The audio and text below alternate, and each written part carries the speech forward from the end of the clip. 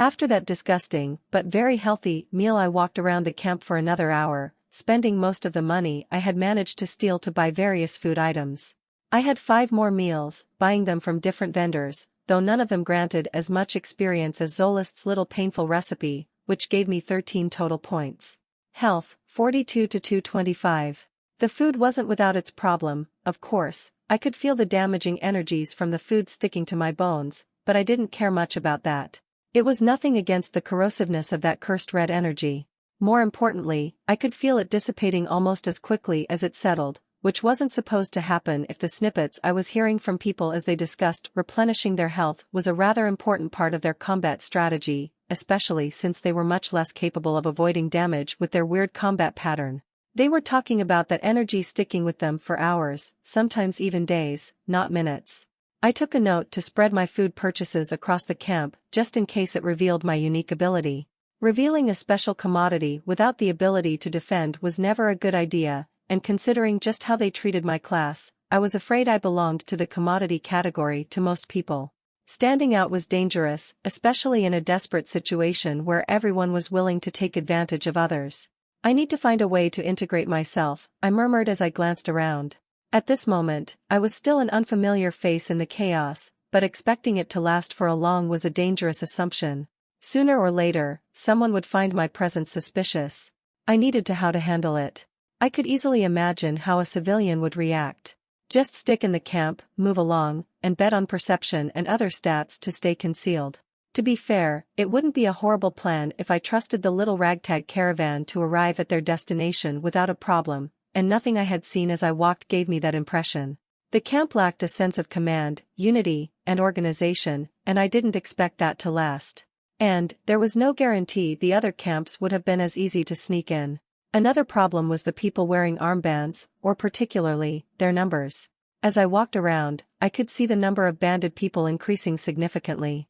When I first arrived, barely 1 in 50 was wearing armbands of any color, but now, almost 1 in 20 was wearing them. Still a small minority, but the increasing number was another warning sign. As the numbers increased, it would be harder for me to join. And even if I avoided suspicion by disguising, which wasn't sure to work with people with high perception alone, I was weak. Why not join a growing gang to avoid chaos? It wouldn't be the first time. I told you, the camp belongs to us, shouted a man, wearing a green armband, shouting to one wearing black. Together with the red ones I had seen earlier, it made a total of 3 groups. For more than one spot, I saw them recruiting people. All I needed was to go there, and show my abilities, and I would join. The recruiters were not allowing everyone to join, and test their combat abilities, but I could easily handle that test. Still, I stayed away, because I had another question. Which group to join? The ones wearing black were the most crowded, but that was a disadvantage. The greens looked capable, but I didn't like the sensation they radiated. Nothing I could my finger on, but I trusted my instincts. That left the red bands, which were the least horrible option. Of course, that still left one important question.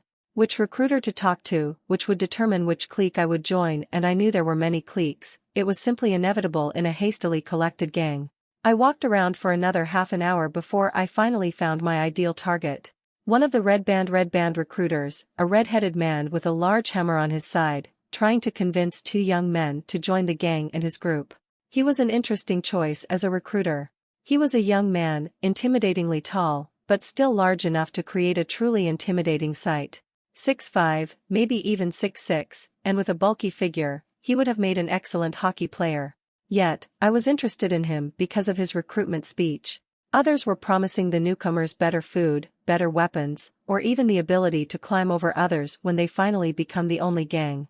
My prospective recruiter was promising them a chance to keep the camp safe, and to make things interesting. He was completely earnest. You don't want to miss the opportunity. Who knows just how badly things will develop later on. We need to make sure we can defend, he explained, but his frustrated tone didn't work as convincing, especially with his booming voice. I shook my head in dismissal even as I listened.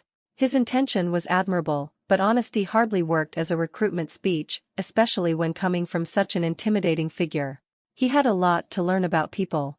No, thanks, we don't need to become lackeys of a group of bandits, one of them said before strutting away, proud that they had rejected the offer. The recruiter turned back and started walking away, disappointed. I barely held back my chuckle. "Hey, young man, what do we do to join your group?" I asked, interrupting his walk. He turned, only to shake his head in dismissal. "Really, old man, he said as he looked at me, with my ruined clothes and chipped dagger. "Are you sure you want to join? We're going to be fighting a lot. You know you can just rest, right?" I shrugged. I could have given him a dozen reasons why it was a good idea, but sometimes, a little threat wrapped in flattery was the best option. "I can fight a bit, and I don't like relying on others for my protection," I said, then followed up with true flattery. "The others already asked me to join, but your group seems to be the best one, both courageous and with honor," I said. "Oh, really?" he said as he looked at me askew, curious. "And why would they try to recruit an old man like you?" he asked. I wished I knew how to use charisma, but after my only disastrous attempt with the servants, it was not something I was willing to experiment without a clear escape route. Instead, I decided to show off. I grabbed a broken piece of steak, thick enough that my fingers didn't fully wrap around. "Look carefully," I said as I took a step behind a cart. It was not a perfectly isolated spot, but reasonably concealed. He followed, just to see me shatter the wood easily with a push, and his eyes widened. Not due to achievement, but the ease I was able to do so. From what I observed, I wasn't the only one that could do so in the camp, but the numbers were still low enough to make his gaze widen. "Holy hell, old man, you're strong. What are you, a warrior?" I shrugged, changing the topic. "Maybe. Can I join, or should I go try joining the other groups?" I asked. "Of course, you can join, old man. My name is Jerton, what's yours?" "Yuan," I answered, once again using the fake name. My status was still complicated enough without explaining why the name sounded foreign. I followed him deeper into the camp, where they had a large collection of tents. "So, about my class," I whispered. "You're he started, but I shushed him to stay silent, my gaze sharp enough to silence him. I might not know how to use charisma, but I spent years commanding over aggressive young people. Intimidating a farm boy who had lived a sheltered life in terms of social interaction and not physical combat was not particularly difficult. "Keep your voice down, boy," I said. "Sorry," he said, too startled to care about the sudden change. This was good as it showed he was not used to their role as the decision makers, which, in turn, would give me a chance to move easier. "What did you want to say?" "Maybe we should tell that my class is a farmer," I suggested. "Wait, why?" he asked, confused. "We have almost no warriors around, and it'll make you a very important member of the group, higher than me." "Exactly. I'm an old man, Jerton, and I don't want to get too much attention. I had lived too long to care about it. Why don't you just say that I'm a farmer that you know, and arrange my inclusion in the group?" He looked at me blankly, showing that he didn't understand. "Look, I'm sure recruiting is not your only task." "No, of course not," he answered. "It's just while we're camping. On the move, I'm tasked with defending the line, and occasionally with scouting ahead to make sure there are no surprises. And think how much it'll help you to have me along with you to respond to any emergency. It can save your life," I said, which didn't seem to faze him. "Ah, the young, thinking that they were immortal. And, more importantly, the lives of your friends," I added. That seemed to work better. "Can you actually fake being a farmer?" he murmured. Nice young man, I thought, though quite gullible. He was lucky that my deal was actually as good as I represented to him. "Well, I lived in a city most of my life, so I don't know much about farmers.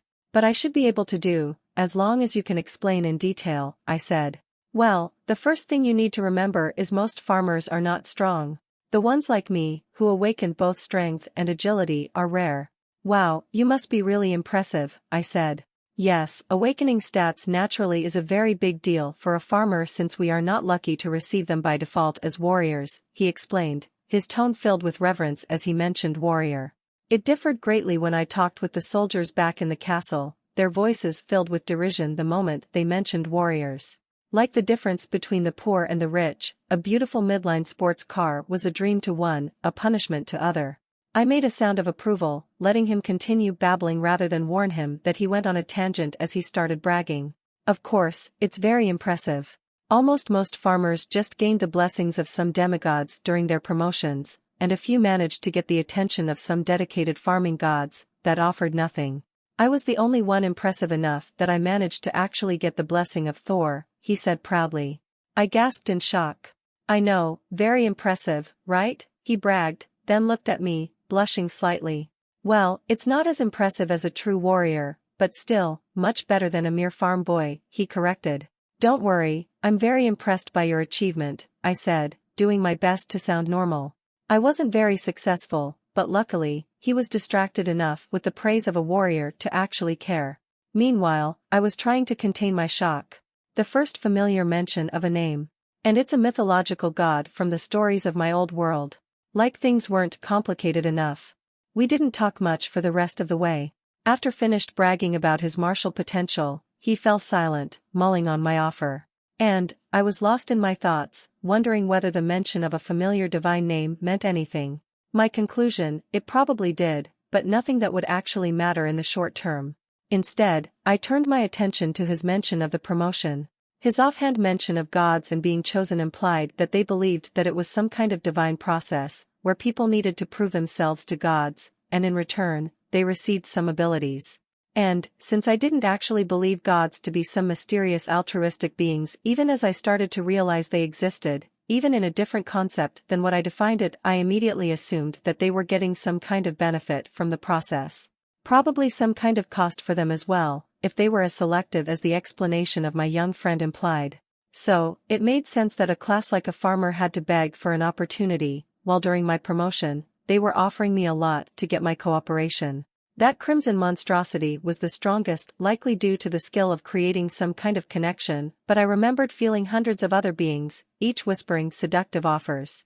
I wondered what the significance of rejecting every single offer meant, but I didn't ask Jerton about what happened if someone rejected the blessing of the gods, though I doubted any of them actually rejected it. It was silly to assume a random farmer knew the truth. Even questioning it explicitly was risky. Panic was much more likely, assuming that I was just a heretic. I wanted to ask more questions about the topic, as idle chatter about the system, however inaccurate, was precious. Like how their class first awakened, what exactly was the promotion mission, names of the gods, and many other interesting details. But I stayed focused on the more urgent issues. So, tell me, did you come to a decision about the situation? I asked. I don't know. It feels dishonest, he said, clearly out of his comfort zone. Don't worry about it, I said to him. Think of it as finding a secret weapon to protect your group. Imagine if the blacks actually decided to escalate the situation into violence because they wanted to be the only voice in the camp I started. They wouldn't. He interrupted with a gasp, his voice determined. A determination that didn't last long under my sharp gaze. God, I missed my lieutenants, and them handling the new blood before they could get on my nerves with their absurd expectations. Right, he added a while later, though his confidence was quick to disappear. Are you willing to bet the lives of your friends on that conclusion? I said to him, watching him flinch, his eyes wide as he realized what was at stake. No. Good, then, let's talk about our situation. Let's talk about our strategy, what we will say. How much do you know about farmers? He finally asked. A bit, I didn't deal much with them. Why don't you give me a general breakdown so that I don't miss anything, I said. He nodded before starting. Well, there's not much to tell that's relevant. Before our first promotion mission, we only receive vitality as a default stat, and nothing else, unless we manage natural awakenings, but it's rare for us. It's lucky few that could awaken one. And a genius who can awaken two, I said, amused by his sudden blush, which looked amusing on a hulking young man, even taller than me. Anyway, the ones that can't awaken any additional stats can only gain the attention of the demigods. The benefits vary, but usually, it's just a fundamental skill like tending and a weak combat skill, like rake or slash. Almost impossible to get any abilities. Interesting, how about gods? That depends. Gods of farming, like Demeter, usually grants at least one ability, mostly a special kind of expertise toward a certain skill, like channeling growth. I nodded at him to explain. It's a special kind of ability that allows them to use the energy of the deceased monsters and spread around the field, increasing both the growth and the yield. Ah, that, I said, acting like I was aware of the ability, just didn't know the name. Though, I was more interested in the implications of the name of the goddess. Another familiar name, this time from Greek mythology. For you, we need to say that you have the blessing of one of the warrior gods, though we don't have many options. Not many of them actually bless farmers. Thor is our best bet. For me, it gave the ability to berserk rage, which is amazing along with occasional boosts to my strength. What exactly does it do? I asked. It increases the effectiveness of strength greatly as long as I burn my health, he answered proudly. How greatly? I asked. In terms of percentage? And how much health it requires? The priest said the impact was about 30%, he said proudly. It consumes a point every 3 seconds or so, but it gets faster if I try to maintain for more than a few seconds. An excellent way to deliver a killing blow. Yes, that's impressive, I said, even though it didn't sound particularly impressive to me, especially compared to my own ability, which granted about a 50% increase across all stats as far as I could tell, with no side effect. Or maybe, considering my class, it wasn't really fair to compare us. Maybe I should say I have the same ability. I can keep my strength contained, and burst under emergencies. It can help others underestimate me. If you think that's for the best, he said. Let's go and explain that to the rest of the group, then, he started, only to stop as I grabbed his arm, my grip tight. What? We can't tell your group as well, not until we know there's no one working for the blacks or the greens, I suggested. He gasped in shock. They wouldn't. Really? I asked. Not a single one of them, even the slinking, sleazy ones, I said. I didn't know their group, but I could easily guess that there were several sleazy members already hanging around. That was simply the inevitable nature of any group of power to attract parasites, for gangs, or for governments. Jerton's growl of frustration told me that, not only did I hit the nail on the head, and pointed at someone he had some kind of problem. That display of anger felt too personal to be otherwise. Makes sense, he admitted. I'm going to keep silent for a few days, until we can be sure that there's no problem. I know it doesn't feel right, but trust me. I have lived for a long time, and you can't imagine how many times I survived only because I had managed to hold an advantage secret. And, such a wide evacuation is certainly going to cause chaos. You don't say, he said, trying to sound sarcastic. Look at us, abandoning everything we have worked for due to some kind of danger, he said, his tone suddenly bitter. I understand your frustration, but believe me, the chaos is nothing. It's just the first couple of days, and people are still trying to adapt. And, the danger is only going to get worse, I said. The memory of dark tentacles, taking down huge birds and flying monsters was still vivid in my mind. Maybe, he muttered. Good, about the level, I said. Maybe we should say you are level 30, but you didn't receive a second promotion mission. It happens a lot for the farmers. Only a rare few actually manage to get a second promotion. Say them that I'm level 28, I said. In case I need to level up further in an emergency. He shuddered. I wouldn't recommend them. They have forbidden leveling up in the wilds due to the crowd. A few tried, but the knights just executed them. We can't level up? I asked. I don't know. I heard there was some kind of ward at one of the other camps, and you can rent it to level up, but they are asking for a lot of money to use. How much? I asked. Something like 20 denikas, he said, his tone clearly indicating it to be a great treasure. I nodded, not pushing him about the topic too much. I had already asked a lot of questions, and I didn't want to hit the limit and trigger his suspicion. Good, let's go to the camp, then, I said, and we started walking once more, the decision made. When we arrived at the camp, we were greeted by one of the skulking types. Hey, look everyone, Great Jerton comes from his recruiting mission, and bringing a small army with him, a middle-aged man said as he looked at us, his tone vindictive, but too loud to be actually targeted at Jerton. The glance he threw to the camp, making sure he had people listening to him, confirmed that it was the kind of show to weaken any power he might hold. Not a bad strategy, I had to admit. I kept my mouth shut. Intervening before understanding more about the group was not a good idea. Shut up, Gert, Jerton growled. Oh, scary, Gert answered. What are you going to do, throw the corpse of your newest recruit? Gert answered as he looked at me. Really, though? That's the best you can find, a geriatric farmer wearing garbage. Maybe we should just kick him out rather than bother to carry his corpse around. Shut up. Jerton shouted, looking frustrated at the insults as he looked at me, no doubt wanting to brag how he found a warrior to join them. I shook my head subtly, and luckily, he accepted that. Great comeback, Gert smirked. Are you sure you want to bring him in just because you want to avoid the shame of failure?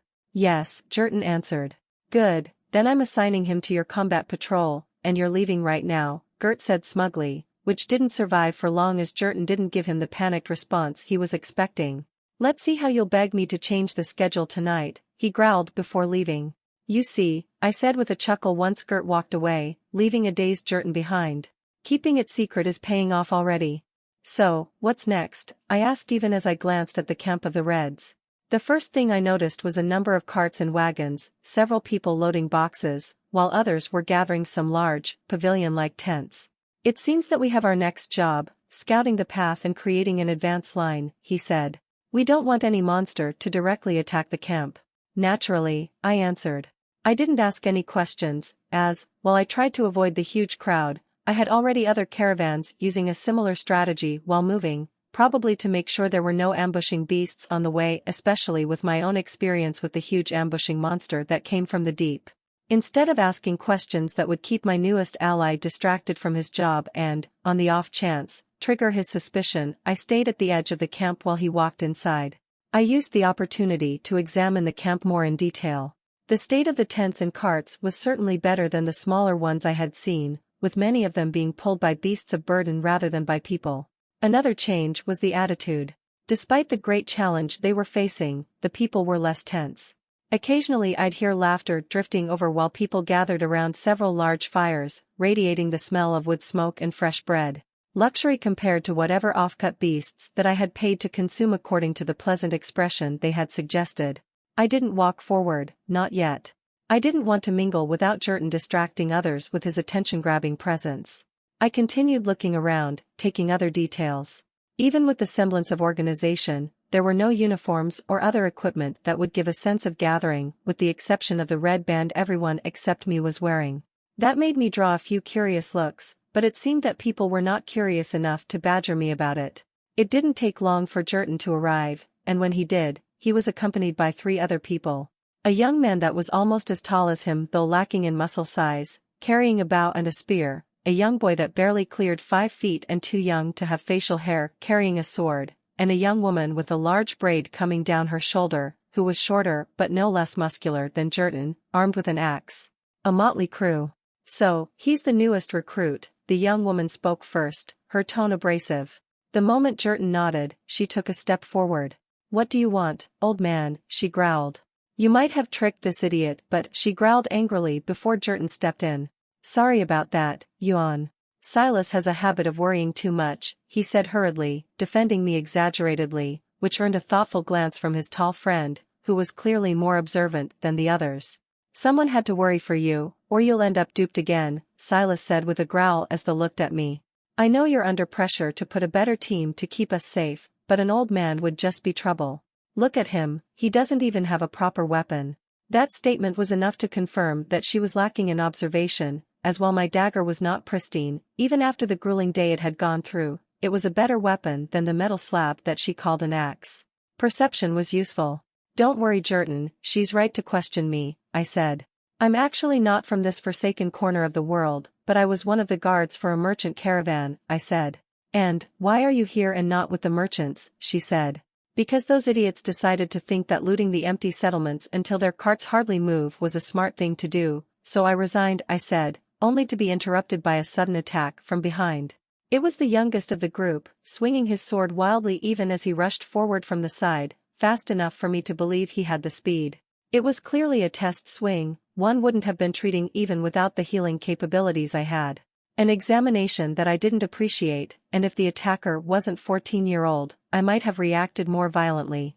Instead, I just pulled my dagger and responded with a similar swing, making sure I completed the swing to copy their skill-driven attacks. Parrying had been almost trivial, as while the boy had the speed, he didn't have the strength to follow up once I deflected his blow, and followed with a kick to the stomach. The other 3, including Jurton, pulled their weapons, ready to defend the little kid, but I sheathed my dagger, looking as non-threatening as possible as I looked at the young boy. So, do I pass your test, young man? I asked with an amenable tone. Barely, he growled. I wasn't prepared, he grumbled as he stood up, and seeing there was no permanent damage, others relaxed. Brother, Jurton growled in anger. What did I tell you about impulsiveness? Silas smirked as she looked at Jurton after his words. Really, you're saying that, she chuckled, but Jurton ignored her, very pointedly.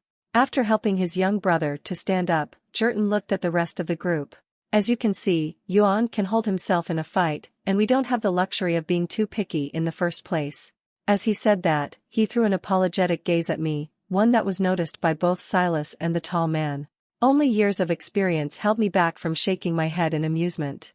Luckily, I hadn't told him anything that I was afraid of being revealed. There were even benefits of others recognizing the discrepancies in his actions. That way, they would grill him about my true identity, which was important to avoid odd questions about warrior class. It wasn't the only way, certainly. Just the easiest one. The first rule about lying: the less one talked, the easier it was to maintain the subterfuge. Especially on a topic that I knew very little about. I watched Jurton admonish his little brother for a while before the tall man interrupted.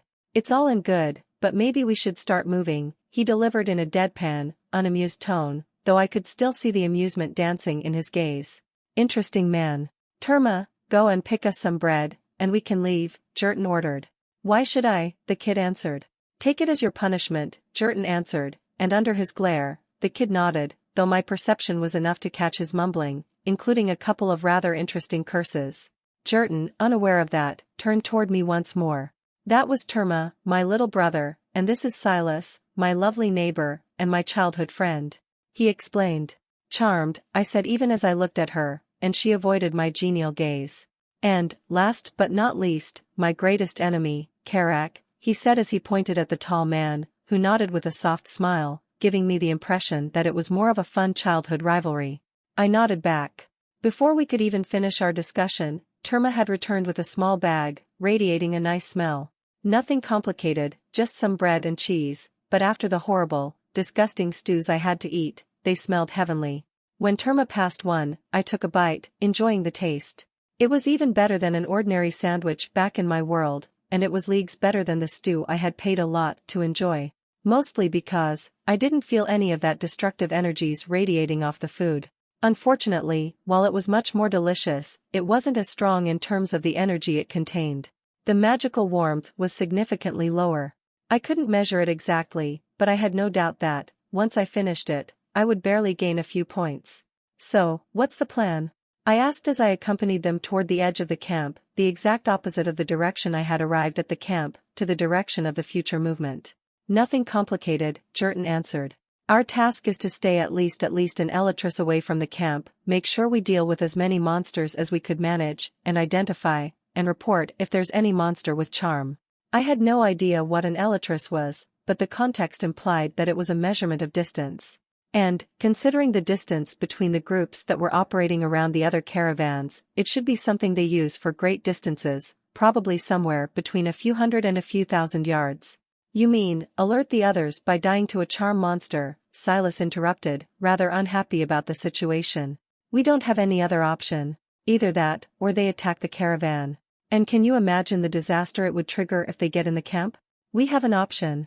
Why don't one of those fat village lords come along to help us? What's the use of their abilities if they are not willing to use them right now?" she answered.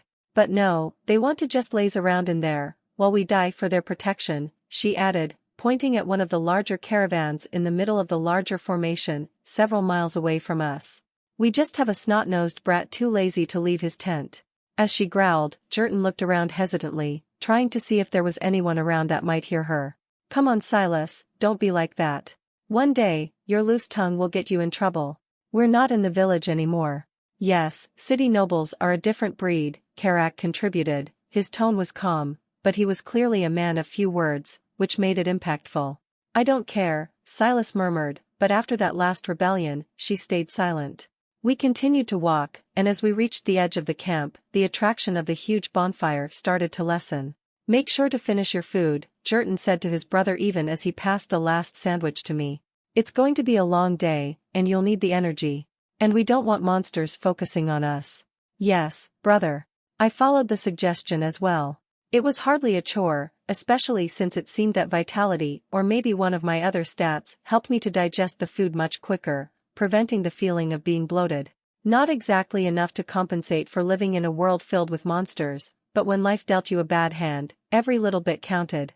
Guiding as a part of the group was different than fighting alone. It had some challenges, like more monsters targeting the larger group. That was a disadvantage, but not a huge one, especially since the bonfire was still burning bright, holding the attention of most of the flying monsters, leaving us to contend with the land-based variety. But I had to admit, the advantages were impressive. The biggest one, I didn't need to deal with all monsters myself. I walked behind the group, not contributing much at the beginning, to get a sense of their fighting prowess. My first impression, not bad. Jurton and Silas stood at the center, fighting against the monsters with a smooth coordination that I hadn't seen displayed by most of the other groups I had watched earlier.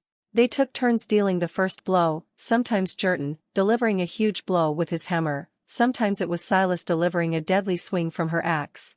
Their weapons might not be as well made as my dagger, but the momentum of their heavy weapons helped immensely, especially when backed up by their supernatural strength.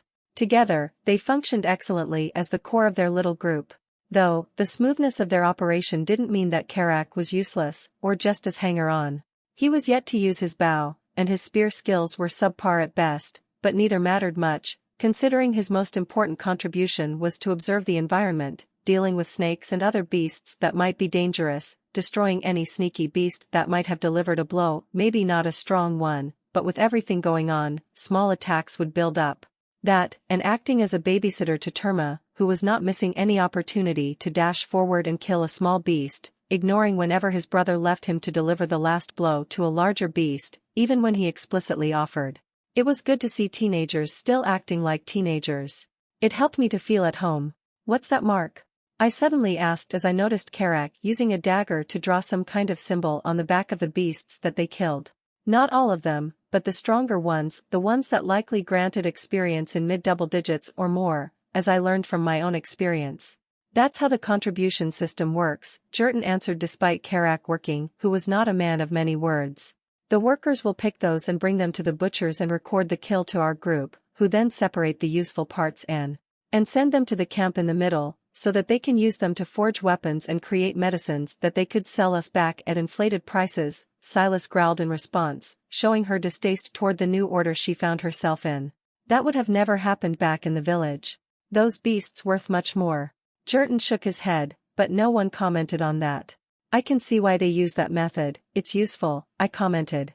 It was easy to cheat, especially since there was no verification, but it would be acceptable as long as they didn't act exaggeratedly. Most of the time, a little dishonesty was easier to handle than excessive bureaucracy. And if that little dishonesty became too much dishonesty, well, that was where my old line of work, one that I occasionally dipped in when I was a young man, showed its benefits. "Speaking of useful, when are you going to start fighting?" Terma interrupted, with the belief of his statement only a teenager could exude. "Brother," Jurton growled in warning, but I waved my hand to cut him off. "Don't worry, he's right," I said. "Why don't I hold the rear, so you guys could focus on hunting even more?" "I don't know, maybe," Silas started, her distrust obvious by her first word, but Jurton interrupted her before she could even complete her sentence. "Excellent idea," he said. Silas was surprised by his interruption. She grabbed his arm and dragged him away a bit. "Are you sure?" she whispered, her voice soft enough that I wouldn't have been able to hear without perception, but I acted like I wasn't able to, not wanting to reveal that my perception was even stronger than Karak's. "Why are you trusting the rear to an unknown? What if he makes a mistake?" "Trust me, he's good enough, I tested him myself," he answered confidently, which earned a suspicious, rightfully so, glance from his friend, but against his confidence, she just nodded. "He was even worse at keeping secrets than I expected. He tried, but he did really badly." "All right, you can take the rear since the big oaf here is confident in you," Silas said, interrupted by an exaggerated gasp from Jurton, and mirrored chuckles from Karak and Terma, showing that it was more of their usual habits. "I appreciate it, milady," I said, the exaggerated respect once again making her blush and avoid my gaze. I had a feeling Jurton would have reacted jealously to that statement if I was closer to their age, but he just chuckled with the rest instead. I was smiling as I fell behind. It was always fun to mess with young people. I stayed about 15 yards away from them, close enough that they could help me in an emergency, distant enough that our paths wouldn't cross by a reflexive lunge. They walked at the front, while I followed. At first, they were walking even slower than their usual pattern, Silas, in particular, keeping her attention on me to make sure I could actually handle myself. I kept my dagger moving, my actions smooth enough to assure her without revealing the true extent of my agility.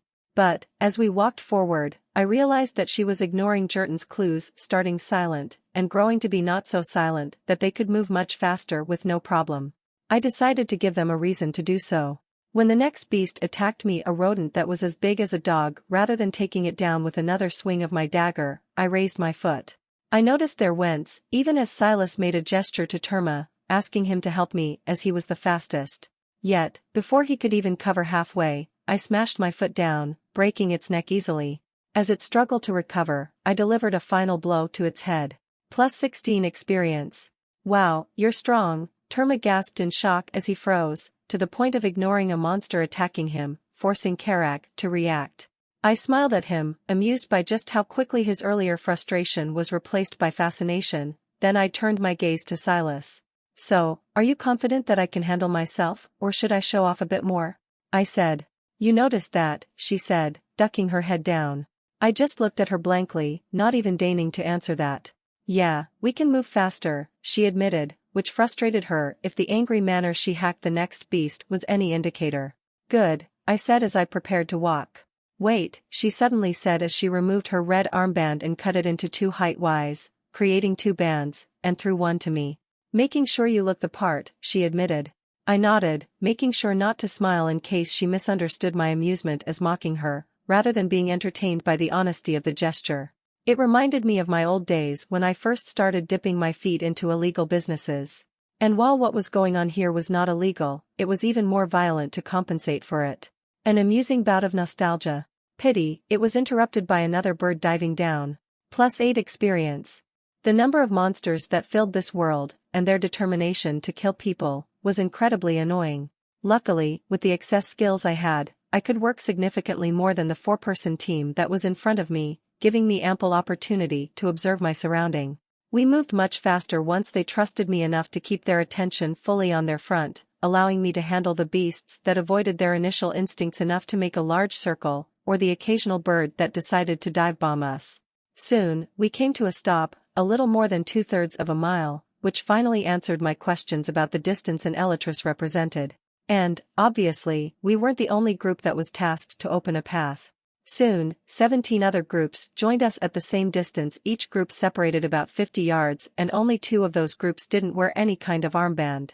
Other 15 groups, including us, were each split between one of the 3 colors, green, black, and red, though the groups lined mostly together. Blacks were at the center, while greens took the left side. Reds were on the right, but we were just at the edge of the reds, so the group on our left belonged to blacks. I might have assumed that to be an accident, but the number of people in each group dissuaded me from that. Blacks were the most crowded ones, even their smallest group consisting of 10 people, and the one at their center had 24, quite a bit of them armed with bows. Reds had less people, the biggest group only with 12 people, which was not at the center but at the edge, but after us, even the smallest groups had 8 people. I might have ignored that, but the nearest red group stayed away from us, even farther than the black group. At the first glance, it looked like the group farthest to the right had the biggest problem, but I would have preferred to deal with monsters rather than a rival gang, and I didn't doubt for a second that whoever was responsible for the formation was unaware of that fact. It seems that we're very loved, I said with a chuckle as I finished glancing at the show. You can tell, Silas said even as she swung her axe to take down another beast, looking a bit guilty, but Karak just nodded, once again a man of few words. That's the fault of that idiot, Gert, Terma growled vindicatively. He's still holding a grudge that my brother didn't join his little clique. A flash of guilt invaded Jerton's face. Maybe you should find a different group before it's too late. I'm sure one of the other groups would accept you if you leave right now, he said. I looked at the rest of the group, each looking guilty in varying degrees, even Karak with his impassive expression. Don't worry about that, I can handle myself against a bunch of upstarts, I said with a wave of my hand. Really, Terma said, looking shocked. Sure, I didn't live this long to get scared by a bunch of bullies, I said. I tried to look like it was a brave, impulsive decision, which put a smile on their face. Admittedly, that was only a small facet of the truth. I stayed there, because I had already got a good handle on their group, earnest and competent, yet just naive enough to miss the fact that I would be subtly interrogating them about the world I found myself in. Was that a nice thing to do? Certainly not, but a little beneficial deception was hardly the worst sin I committed. And, I would owe them one even if they didn't know that. I paid my debts, always. Before I could say anything, someone blew a horn from the camp. It's the signal to start moving, Jerton said, and we started to move. I was quick to realize that, moving as a part of a huge group had its own challenges. Speed was one. Alone, using the river as a highway, I was able to rival a car, and even without cheating, I was moving at a speed that would kill a thoroughbred horse due to overexertion. However, the moment the first large beast, some kind of mutated tiger, overgrown to match an elephant in the size appeared, rushing forward at a speed I could never match, I was reassured about my decisions. The people with ranged abilities, from all three groups, held the beast under the rain of arrows, easily hitting the tiger despite its size. Even Karak stepped forward, using his precious arrows as Jerton and Silas guarded him. Halfway in, I could already see the beast slowing down due to its wounds, its vitality not enough to prop it up when its skin was filled with arrows. While they continued to deal with it, I turned back and looked at the horizon, toward the forest I had left behind, wondering if the distraction effect of the forest was finally over. I didn't see the cursed fire as I looked, though, to be fair, I didn't even see the forest itself. We were already too far away to see unless I found an elevated spot of observation. However, in the sky, I could see two flying castles peeking down from the clouds, showing that, whatever that was going on, they still needed reinforcements. But then, if it was a small problem, I doubted that they would have triggered such a comprehensive evacuation. I turned my attention toward the tiger, still rushing toward the center held by the blacks, who pulled back slightly, pulling the tiger into an envelopment. Interestingly, even the other groups used their ranged attacks recklessly. For a moment, I was surprised by their pragmatic assistance, as I didn't expect it with the clear tension. Then, the situation revealed itself as the tiger collapsed, and a celebration exploded in one of the greens. "You didn't get it?" Jerton asked as he turned toward Karak, who just shook his head. They were talking about the last hit. "How much experience it grants for you to care about it that much?" I asked, looking at their expressions like they had just lost the lottery. "Well, probably about 10,000, Jerton guessed. "A bit lower," Silas spoke. "It went down too fast to actually grant that much." Karak nodded, agreeing with the conclusion. I frowned as I calculated just how much experience that could be acquired from other sources, and realized that something was amiss. Across three groups, there were almost 100 archers, which meant an expected experience payoff of about 100 points, which could be easily collected by just killing 2 or 3 larger beasts with their arrows rather than wasting their arrows against that large beast. I would have assumed it was the mindset of a gambler, as I had seen many ruining their lives in a misunderstanding about their chances of victory, but that hardly explained their passion. It wasn't unlikely, but I didn't want to neglect another possibility. "That's a lot of experience," I murmured as I raised my hand, making a show of counting my fingers like I was struggling to count. "Almost," I murmured, my face scrunched to further give a mathematically challenged expression. 1,000 ordinary beasts, like this, I counted as I pointed to one that I just killed. "Try 10,000, old man," Terma connected, hurried in his answer to show his superior math abilities. "Unless you're a pathetic loser that yet to get his first promotion, of course," he delivered, pushing his chest out proudly, showing off his early achievement. "My bad," I answered with a chuckle, happy with the trade-off of an incompetent insult and pointless bragging from an overenthusiastic teenager in exchange for another important piece of information. The experience they received after promotion dropped down significantly, and if I read their explanation correctly, that was only true for the weaker monsters. Mine didn't. I wondered whether I would receive 100,000 points for killing that huge monster. Or it was just a constant drop. "Ignore my brother, Yuan, he's picking up some bad habits," Jerton said with an apologetic expression. "Don't worry, it's not the first time I deal with teenagers," I said even as I swung my dagger, taking down another flying beast, wondering if my unusual promotion or my class as a hero was responsible for it. Plus 14 experience. A question for the future, I decided as I followed the movement of my little group and the rest of the line, ignoring the argument that was between greens and blacks about how they should share the credit, their argument loud enough to make main lines clear. Blacks wanted it since it was them that was in danger, while greens argued that dealing the last hit meant the beast belonged to them. As the sun slowly rose, the fighting slowly turned into a relaxing routine, one that was much easier to do than my underwater adventure. The biggest disadvantage was the amount of experience that I collected as I defended from the rear. Instead of gathering about 100,000 in about a day, I barely managed to gather more than 1,000 every hour, and that was with the danger increasing as we moved further away. Though I doubted it was fair for me to complain after Terma had explained how much they were gaining from each kill. And, the leisure nature of our movement had other benefits. First, but watching such a large group of combatants closely, without fearing that I might get caught, I started to get an even better sense of how they were fighting, which helped to better disguise myself. I could see that the coordination Jurton's team was showing was not unique, it was certainly rare. Most groups, especially the larger ones, usually blocked each other, even occasionally suffering some friendly injuries. The advantage of growing together and learning to fight as a team, I supposed. As we moved, 4 other large beasts attacked, though none of them were strong enough to breach the arrows enough to take them down before they could reach the defensive line. As the damage they received started to accumulate, some of the people in the line either moved back, or abandoned the line completely. Sometimes they were replaced by other fighters, and sometimes they let the groups get smaller, once again underlining the lack of organization across the camp. That young noble was the nominal leader, but I hadn't seen him or any of his knights trying to do anything other than interrogate me. The camp was one big disaster away from total collapse. I ignored the strategic implications of it, and instead started examining my group members. They were doing better than I expected, especially since the distance with the closest red group was considerably more than the others. Despite the number of creatures they had to deal with, Jurton and Silas made a good team, pacing themselves as they took down the attackers, with Karak taking down any that slipped their attention. They had received a few hits, but none of them was more than glancing touches, and I doubted they took more than 1 point to recover from. The only exception was Terma, who was already gasping for breath as he danced around the formation, using his speed to the limit, even when it was unnecessary, often looking at his brother whenever he killed a particularly large beast to see if it impressed him. Jurton seemed to be unaware of that detail, too lost in his task, which only made Terma act faster and faster, even if it occasionally forced him to take bigger blows, exhaustion taking hold as he was gasping for a breath. He was not in a bad shape, but constantly pushing himself to the limit was clearly exerting a cost. He didn't use his health to cure his exhaustion, which didn't imply nice things about the state of his health reserves. I caught Karak's gaze more than once, confirming that I wasn't the only one watching him. He nodded, implying that he would handle it.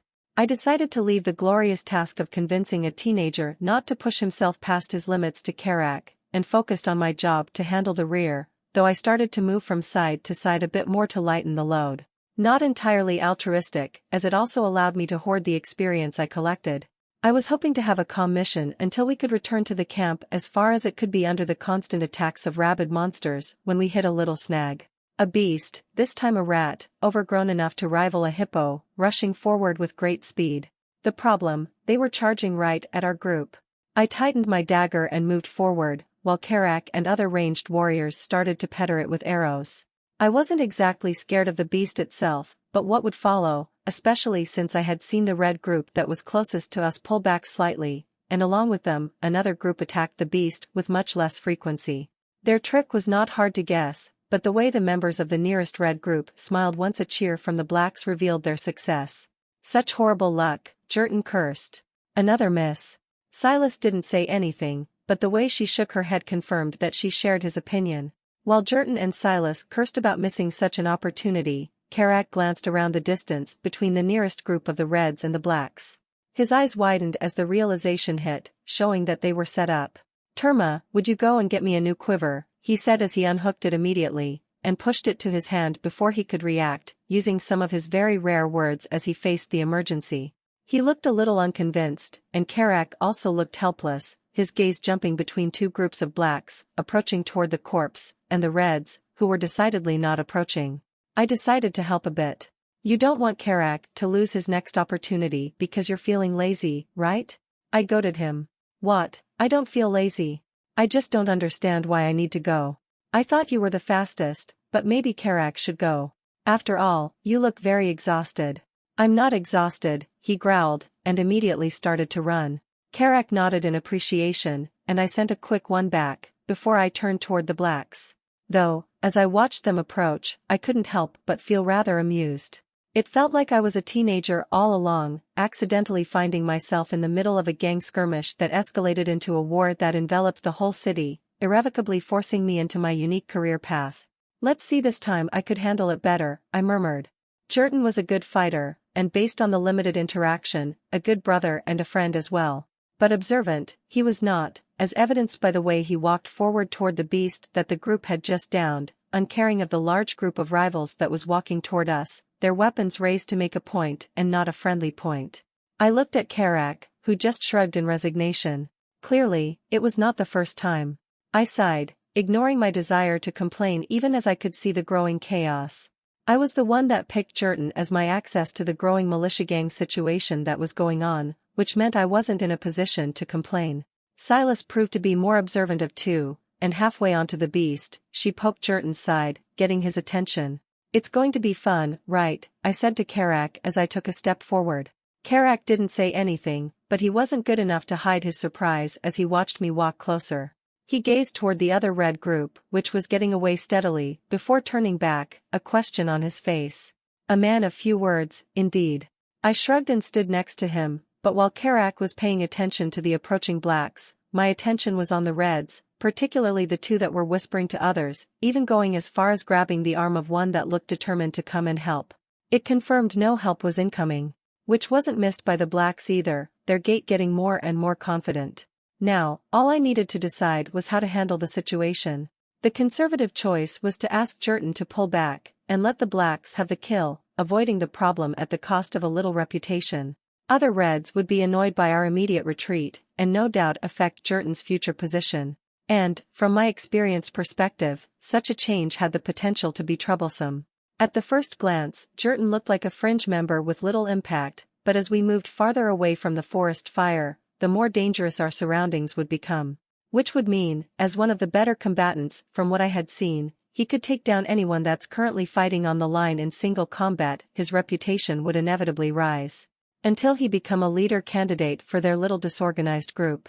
Their ploy to prevent that was simple, yet effective. Even Jurton did the smart thing and managed to suppress his temper. It would leave the credit of the kill to blacks. And, as a consequence, destroying his chances for leadership before it even began. Not that it mattered. His furious expression showed his decision. Now that he noticed, he would fight. And, that had dangerous implications, regardless of the outcome. The consequences of defeat were obvious, but even victory had its disadvantages. Being the tallest tree sounded fun, but not during a storm. I ignored the temptation to pull back. The whole reason I chose to join Jurton was to use his presence to earn some legitimacy in the camp, and while retreating would have been the safest for the short term, it would be detrimental later on. Finding my way in a new world was difficult enough without a reputation for cowardliness. Still, that left a challenge for more. Neither victory nor defeat was a palatable option. Well, unless I rigged the game a bit. Luckily, I had a lifetime of experience rigging such situations. The first rule of any con, give the opponent an offer that was too good to be missed.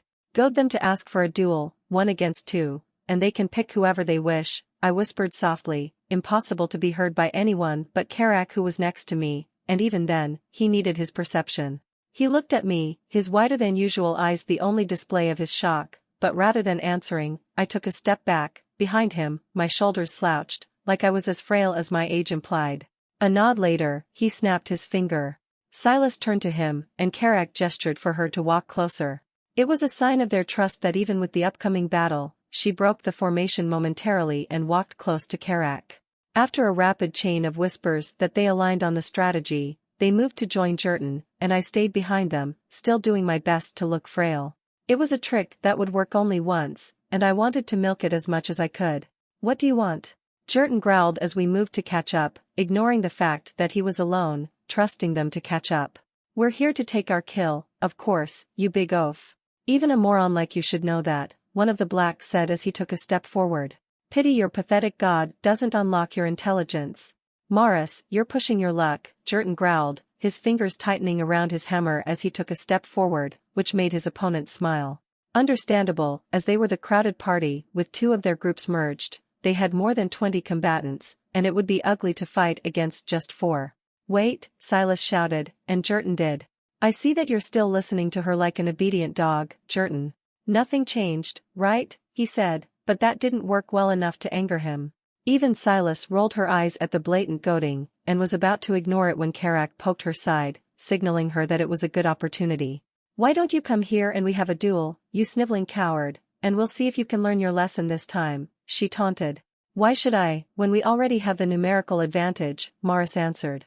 "Your little group doesn't seem to be willing to back you up. They're rightfully afraid of us." "Well, you have, but let me ask you a question. Do you know how many health points are required to recover from a crushed skull?"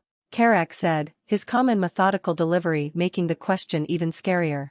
Or we can handle it with a duel, and the winner takes the beast. What do you say? That's Morris said before looking back. I recognized his expression. It was the panic of someone realizing that, if something went wrong, they would be responsible for the fallout. Why should we accept 1-1, when we have the numerical advantage, he then said. 1 against 3, then, and you pick the opponent, Silas said as she raised her axe, and pointed herself, then Karak and Jerton, avoiding me purposefully. I barely held back from shaking my head in disapproval. That pointing was too obvious, almost like promising there was no trap before leading someone forward, and Silas' stiff attitude as she tried to play the role hardly helped. An actress, she was not. Morris glanced in indecision, then his gaze caught mine. At that moment, I let my gaze widen, and let out a soft whimper, the kind that would be heard by anyone with perception. Morris frowned, getting even more suspicious, but the whimper was not aimed at him. We accept, another black declared as he burst forward, coming from his place right at the back of the line. What are you? Morris started, but he was quick to be silenced. That's enough yapping, we need to move, he said as he pointed at me. We chose him to duel, you morons, he declared, before he gestured to 2 of his friends. Morris looked like he wanted to argue, but then, one of his friends reached and pulled him back. I caught his gaze, which was tense and thoughtful, showing that he recognized the trap, yet let it continue. It seemed that the Reds weren't the only group dealing with infighting. Oh, what a shock, Silas said as she grabbed Jerton's arm, ready to intervene. He didn't try to, of course, as he had a much better understanding of my true power. He just looked surprised that I was willing to reveal me. I wasn't happy with the necessity, but in a way, it was a good way to create an alibi for my existence. What's the rules? Silas interrupted. First blood, or submission? First blood, of course, my opponent answered with a smirk that he no doubt thought to be an amazing opportunity to make a name for himself in his little group. He looked at the 2 men that stood behind him, one armed with a spear, the other with an axe. Leave him to me, he said as he raised his sword. Just make sure they don't intervene, and I'll teach them about daring to stand against us. It was a long-winded speech, and far too loud to be actually targeting us. It was clear to impress his own group. He started walking toward me slowly, which gave me one last moment to finalize my decision among the options, a short yet efficient battle where I defeat him painlessly, or an extended fight where I play with him a bit, even give him hope before I pulled the rug from under him. Then, I noticed the Reds, who had been doing their best to stay away earlier, were walking forward. I looked at the one that was on the front, and saw the same one that had been working to keep the others back, which suggested they were not here to help. A quick victory it was, I decided, but I decided to ignore the painless part. Let's see just how long you will be able to resist, old man, my opponent growled before I dashed forward. He swung his sword despite being shocked at my sudden dash, but it took a while for him to succeed. I swung my dagger to parry, not neglecting to swing it to completion to fake their skill-based combat, the difference in strength making it trivial to bounce his attack away. He froze for a moment, a side effect of an interrupted skill, while I used the opportunity to grab his wrist. And twisted. There was not much difference between a submission hold and an attempt to break an arm. Just a little difference in angle, and the opening was filled with the distinct sound of a broken bone. First blood, I declared calmly. And, because I didn't like people that picked on the elderly, I kicked him toward his group as well. First blood, I said as I pointed at his shattered arm. Or does it only count if delivered by the dagger? I said. Then, I gave the other 2 a deadly smile while the first one healed. And no need, that's the first blood, one of them stammered as he disappeared back to the crowd. Good, I said as I pointedly turned back to the rest of the group. Jerton just nodded, aware that it was not even the full range of my strength, but Silas watched me in shock, not expecting that. Karak just nodded, showing he expected something like this. Now, it was very stressful and dangerous for an old man like me. Why don't we leave and trust our friends to hold the fort, I said and started walking back to the camp. The real trickery was just starting. Jerton was the first to speak as I walked away. Where are you going? He stammered as he followed me, easily catching up to me with his large steps even with his initial freeze, shocked not by my combat proficiency, but by my choice. Wrong question, I said with a chuckle, not stopping even for a moment. What do you mean, wrong question? He stammered, even skipping a step as he followed me. Behind him, Silas was following silently, but only because Karak gestured for her to stay silent. You need to ask, where are we going? And the answer is, we're going back to the camp to rest. But, we need to stay here and kill the beasts, he explained. That's our mission. That was until we had suffered a dangerous situation without support, leaving us dangerously weak against what was going on, I explained to him, but he seemed not to catch what I was leading to. Do you trust me? I asked directly. Well, yes, he answered, too honest to react to a question like that any other way. It was a dangerous habit that left him open to further manipulation, as it was hard to deny someone after declaring trust. Good, then when they catch up, I started, pointing at the Reds, including the troublemaker that caused the situation, you're going to tell them that after the fight with the Blacks, we are too exhausted, and need to take the rest of the day off. But, only you fought, and that battle barely lasted a second, he said, then his smile brightened. It was amazing, by the way. Was that a skill?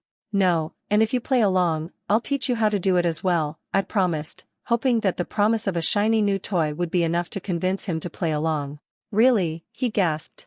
I just need to tell them we're tired. But what's the point? They were just there.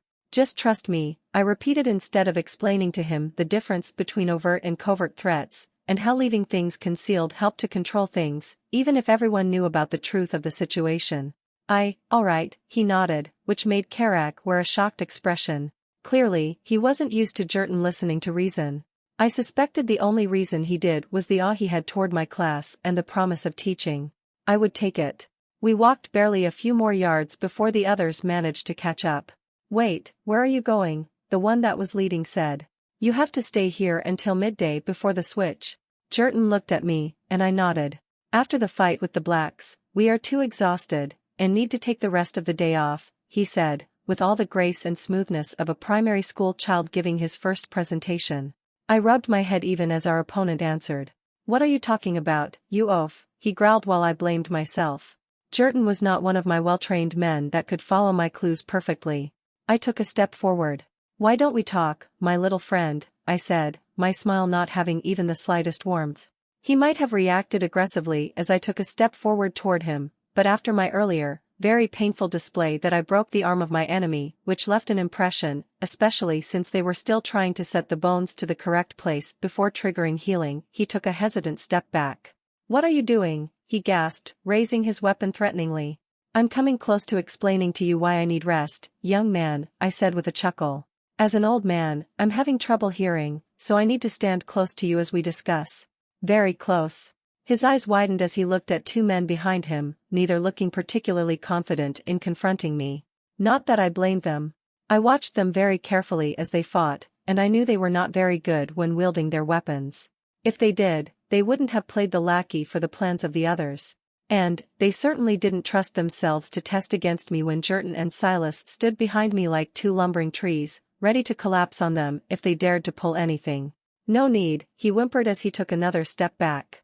He looked at the rest of the group, who were very decidedly staying away, with no intention of supporting him now that his plot was in ruins. Taking a break is a very reasonable direction. With that, they turned and left, and we started walking back toward the caravan, which wasn't a particularly long path with the direction close. Now, with they gone, you promised me teaching, he started, only to be interrupted by a painful yelp. The reason, Silas, grabbing his ear painfully. Shut up, you moron. That can be handled later. First, he needs to explain what was that. But Silas. I'm not a child anymore, you can't twist my ear whenever you want, Jerton gasped petulantly, his tone going against his claim. Shut it, she growled before she turned me, her hand still on his ear as we walked slowly. Now, explain. First, did the big oaf here, I started, ignoring his pointed yelp of protest, talked about me. Not much. He mentioned that you were better than you looked, but that's it. He likes to surprise people. Good, I said. As you can see, I'm not just a farmer, I said. What's your class, then? Silas said. Warrior, but that's not really important, I said. What do you mean, not important? Silas said, her eyes wide, but Karak surprised me by just nodding. I was aware that he had been observing me as well, but still, I didn't expect him to reach that conclusion, one that was not accurate, but good enough. Exactly what I said. Not important. Unless we're talking about a ruler class, a warrior can't really do much alone. What's important is, when I was young, I had my own little team. Why are you here, alone, if you were a big mercenary? Silas said. Used to be, sweetie, that's the key. I'm retired, Hence my reason to travel to this corner of the world, I said, stitching the truth to falsehood to create a convincing tapestry. They nodded, even Karak, who was the most suspicious one among them. They were truly gullible. They were really lucky that I didn't have any bad intentions toward them. So, she said. How does that explain what you did? Or why you joined us? Well, I joined at his invitation because he seemed like the trustworthy kid, especially the other snakes that were doing the recruiting, I explained, which was true. And I joined because I just wanted to stay undetected, a little extension to my retirement. That part was not exactly true. I knew that Jerton would trigger some kind of issue, allowing me to act without raising too much suspicion. Trying to listen to the people was safe, but not efficient. I just expected the crisis to take more than a few hours to happen.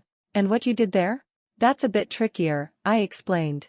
Now, you realized that when we were preparing to fight, the nearest group pulled back, she nodded. And did you realize there were some that wanted to support, but were pulled by the others? I asked. This time, she didn't nod, but looked at Karak for confirmation. Only after he nodded, she turned back to me. Okay, what does it mean? You're aware that the further we're getting away from the forest, the stronger the beasts are going to get, especially without fortified settlements to cull them, I reminded her. Technically, no one had told me that detail, but it was an obvious conclusion. Yes, so what? She asked as she shuffled, and finally let Jerton go free, who let out a sigh, but didn't say anything, listening. What does that have with us suddenly stopping to support the rest? Only Gert and a few of his idiots are trying to fight against us, and going back won't do anything to them. I smirked. Who said about that idiot? This message is for the others. Silence ruled a few moments before Karak decided to grace us with a few words. We're telling them they can't just stay passively and hope everything will go without a problem, he said. We can't say that, Jerton said. The whole reason for joining this group is to protect the people from danger. I don't care what others do. We need to fight, he declared bravely, yet stupidly. I didn't have any problem with his objective, as while most people jump to a life of crime for quick benefit, the true roots of organized crime always started from trying to defend the citizens against worse dangers, before going corrupt, usually in one generation, and in my own organization, I tried to embrace that as much as possible as well. The idiotic aspect was his method. Do you think you can protect thousands of people by just a handful of people? I said. Every little bit, he started, but I cut him off. No, it doesn't, I said, cutting him off, feeling frustrated at the familiar topic. That's what people say to convince themselves they did all they could while doing nothing. Sorry, he said, looking down, and only then I realized I was angry. Not to him, but the general attitude of the people. And the ridiculous chain of events that led me here. We covered the rest of the distance toward the caravan silently, my attention on the rough, grassy ground, letting myself enjoy the softness for a moment without thinking how the world was constantly spitting out monsters as if it was rejecting our presence, glad that vitality toughened me enough that my naked feet didn't turn a battered mess. Soon, we met with the moving carts, and the chaos of the moving groups. I'm going to have a walk around the camp, to calm down.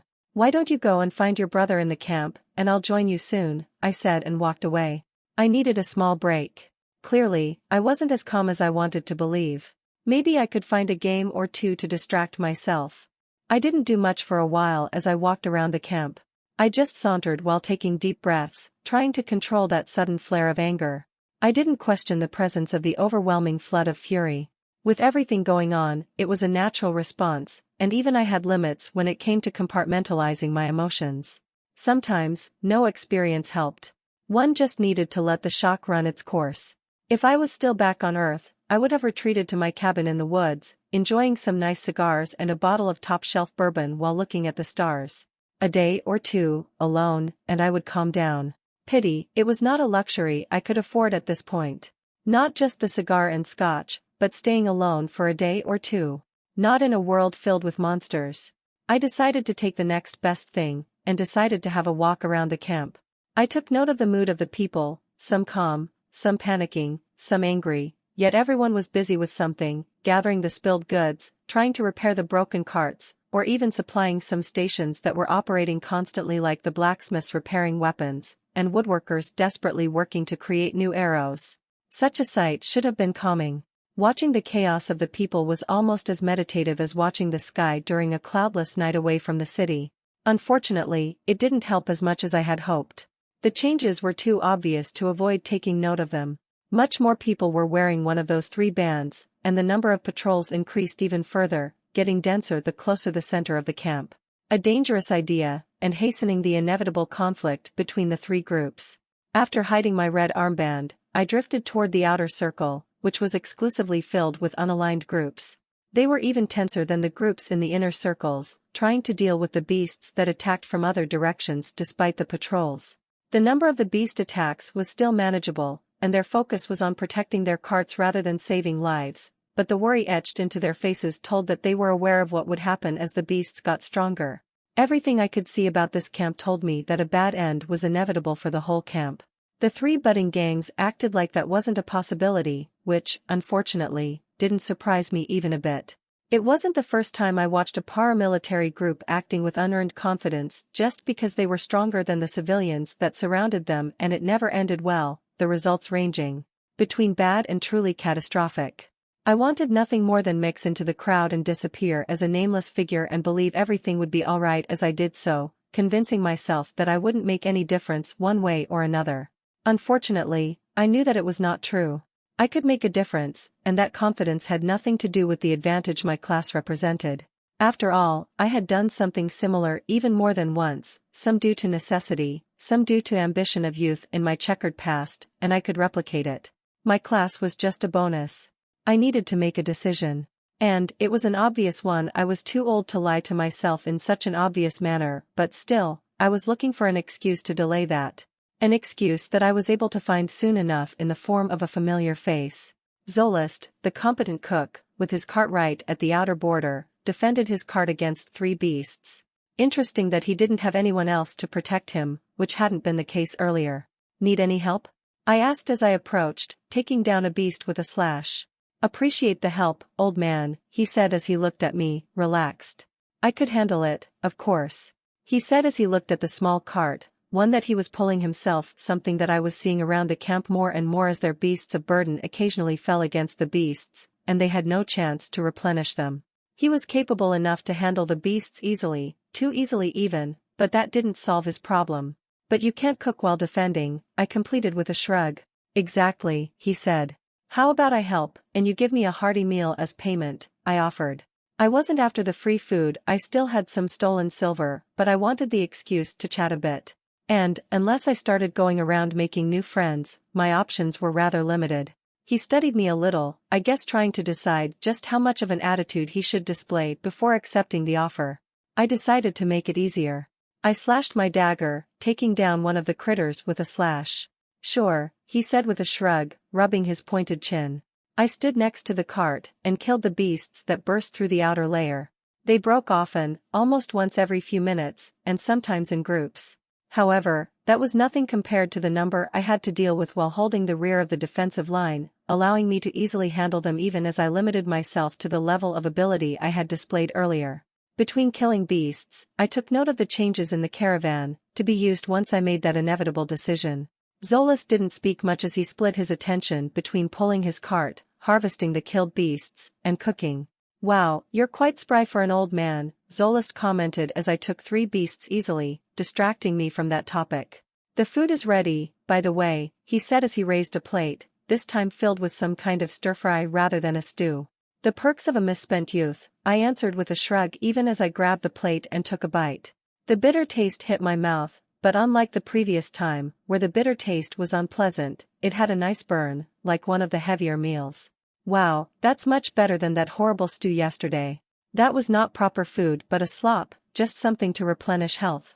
I cooked one of my specials for you, he said before pausing for a moment. Well as I can cook under the circumstances, on a charcoal cooker on top of a moving cart, with most of my proper spices missing. I just nodded, enjoying the taste of the food, the dancing of the warmth that I had long identified as health, and the bitter taste of the other harmful energies mixing together. +1 health.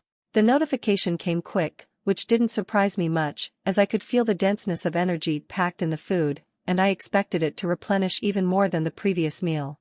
A nice bonus while walking around, trying to clean my mind. I enjoyed my food in silence. While it wasn't as good as a top-shelf bourbon, especially one of the rare ones that I managed to dig through auctions as a distraction, it was still decent. I was interrupted by the monsters constantly, but, at this point, they were starting to become a part of the background. I decided not to focus on that as I enjoyed my food, not planning to think about what to do until I finished my food. +1 health. Unfortunately, the world decided to disagree with that assumption, and I noticed 5 people, separate from the larger group, walk toward the cart, wearing black bands on their arms, their walk far too tense to be ordinary. "Keep out of the view," Zolist said as he pointed to his cart. I nodded as I took that. I knew that it wouldn't help. I recognized that walk, and they were tense enough to expect to fight. Perception just allowed me to notice other details I might have missed from such a distance, such as the way their fingers tightened around their weapon. I even recognized one of them. It was one of the 3 that stepped forward to fight against me, though not the unlucky one that ended up in a broken arm. "Hello, Zolist," one of the others said. "Did you have a chance to think about our offer?" "I did, boys. It's a kind offer, but I have to say my answer is still the same. I won't work for free. The monster attacks are nothing I can handle." "Are you sure? The monster attacks are already increasing. It won't be long until reached a point you can't handle it. It would be a pity, especially if you continue to stay on the perimeter," he said. I frowned as I listened, his last words implying that they were the ones that pushed Zolist to the outer ring. Which meant that they were less concerned about optimizing the security of the camp and more interested in growing their little group. It was annoying, as while it wasn't my responsibility to maintain the security of the group, I didn't want it to collapse as well. Trying to join other groups would just invite more scrutiny, which was not something I wished to deal with until I had a better understanding of how this new world worked. "Don't worry about my safety, young man. At worst, I'll offer a few people free meals to join as a bodyguard. As the best cook in this little gathering, I can manage that easily." Their growl told me that they had no intention to allow him that. The distinct sound of a blade being drawn reached my ear. "Are you sure that would be better than trying to handle yourself alone? And your free meal plan didn't work as well for your old bodyguards, did it?" "I heard that they are all greens now," another said. This time a familiar voice. My earlier opponent. "Because who knows what would happen without others to help. Think about it. All you need is to cook for us, and your secret will be guaranteed." "For free, right?" Zolist answered. "Thanks, I would much prefer to reject that generous offer," he added with distaste, the pause leaving no doubt about his intense feelings. I expected them to walk away. After all, no gang would be idiotic enough to recruit him forcibly. It wouldn't be too much of a problem if they recruited a random goon, but a cook. Only an idiot would eat from the hands of an angry cook or a disgruntled waiter unless they enjoyed the taste of spit and, considering the intensity of Zolist's response, possibly poison. Yet, it didn't take long for me to be surprised. "Oh, who said you have a choice?" said their leader. "Idiots, indeed." I was prepared to act when I noticed the change in Zolist. He had been already holding his knife when the overenthusiastic thugs approached his cart, but it had been a harmless gesture, a cook holding onto his tools of trade. Yet, the moment the threat was uttered, his grip shifted. It was not a big move. His thumb shifted to the other side, his index finger shifted a bit, his hold loosened a touch. Enough to add just a bit of whipping effect as he delivered an unexpected slash. It was a fascinating little shift, turning his attitude from a cook to a dangerous fighter, with an intensity that he hadn't possessed while he was fighting against the beasts. A man who had killed before, and not just in battle. His eyes told that more than his grip. He turned to me, and gestured for me to walk away. I chuckled as I took a step, but not behind. Instead, I walked toward the group. "Tell me, boys, why are you interrupting the lunch of an old man?" I said cheerfully as I closed in toward them, my plate still in hand as I stepped forward. Just like a retiree who didn't understand the danger he was in. Or would have been, if it wasn't for the gasp of fear my unlucky acquaintance let out as he took note of my appearance. "I would be careful if I were you," their leader started before being interrupted by his friend. "What's going on, you moron?" he started as he turned his back, leaving his neck wide open. An idiotic move, leaving himself completely vulnerable to the armed cook he had just threatened with indentured servitude. Health allowed people to recover from wounds, but it wasn't capable of curing decapitation, or at least, that was the impression I received until now. For all my apparent weakness, I was tense, to block Zolist if he took the opportunity to attack. Attacking was the smart move, but only tactically. Strategically, it would have been a disaster. Instead, Zolist caught my gaze, hiding his surprise behind a question, asking permission to act. A man that was used to following orders. I shook my head and took another careless step forward, bringing me into their midst. A dubious strategic position, a double-edged sword. He is. The one that stumbled back gasped as he pointed at me. He's the one that took us down alone, he managed to complete. It was fascinating just how much he was startled by my presence. Not that I hadn't seen that level of response before, and not just as the Godfather. Many civilians reacted to gang members in a similar manner, panic, fear, and total submission. It was interesting because it was coming from an armed man, one that was familiar with fighting. So, I paid attention when every single one of them looked at me, surprised at first, especially since I didn't react at all, just took another bite of my food. My relaxed state was an illusion. At the first sign of hostility, I was ready to smash the plate to the face of the nearest one, before starting to break arms and legs. The earlier experience showed that broken bones were harder to cure than cuts. Coupled with their clear lack of ability when it came to unarmed combat, it was an obvious choice. They surprised me by retreating. I would have attacked them if it was just a strategic move, carefully pulling back to create some space, but it was something different. A fearful, panicked retreat. "You," the leader gasped. I just smirked and took another bite from my food, but I wanted to frown in frustration. As much as it was fun to see them react, I wasn't above admitting I had a bit of an ego. Hard not to develop in my line of business. It was the sign that I had miscalculated, and established myself as a bigger threat than I expected. And along with that, attention. Luckily, it wasn't the worst case considering it was gang members that were afraid of me rather than armored knights rushing forward or worse, flying castles coming down to visit. It caused a bigger splash than I expected. Not entirely negative, as well, considering the fearful gazes that turned to me prevented a fight from breaking. "Me," I said after a long break, realizing that they didn't intend to speak.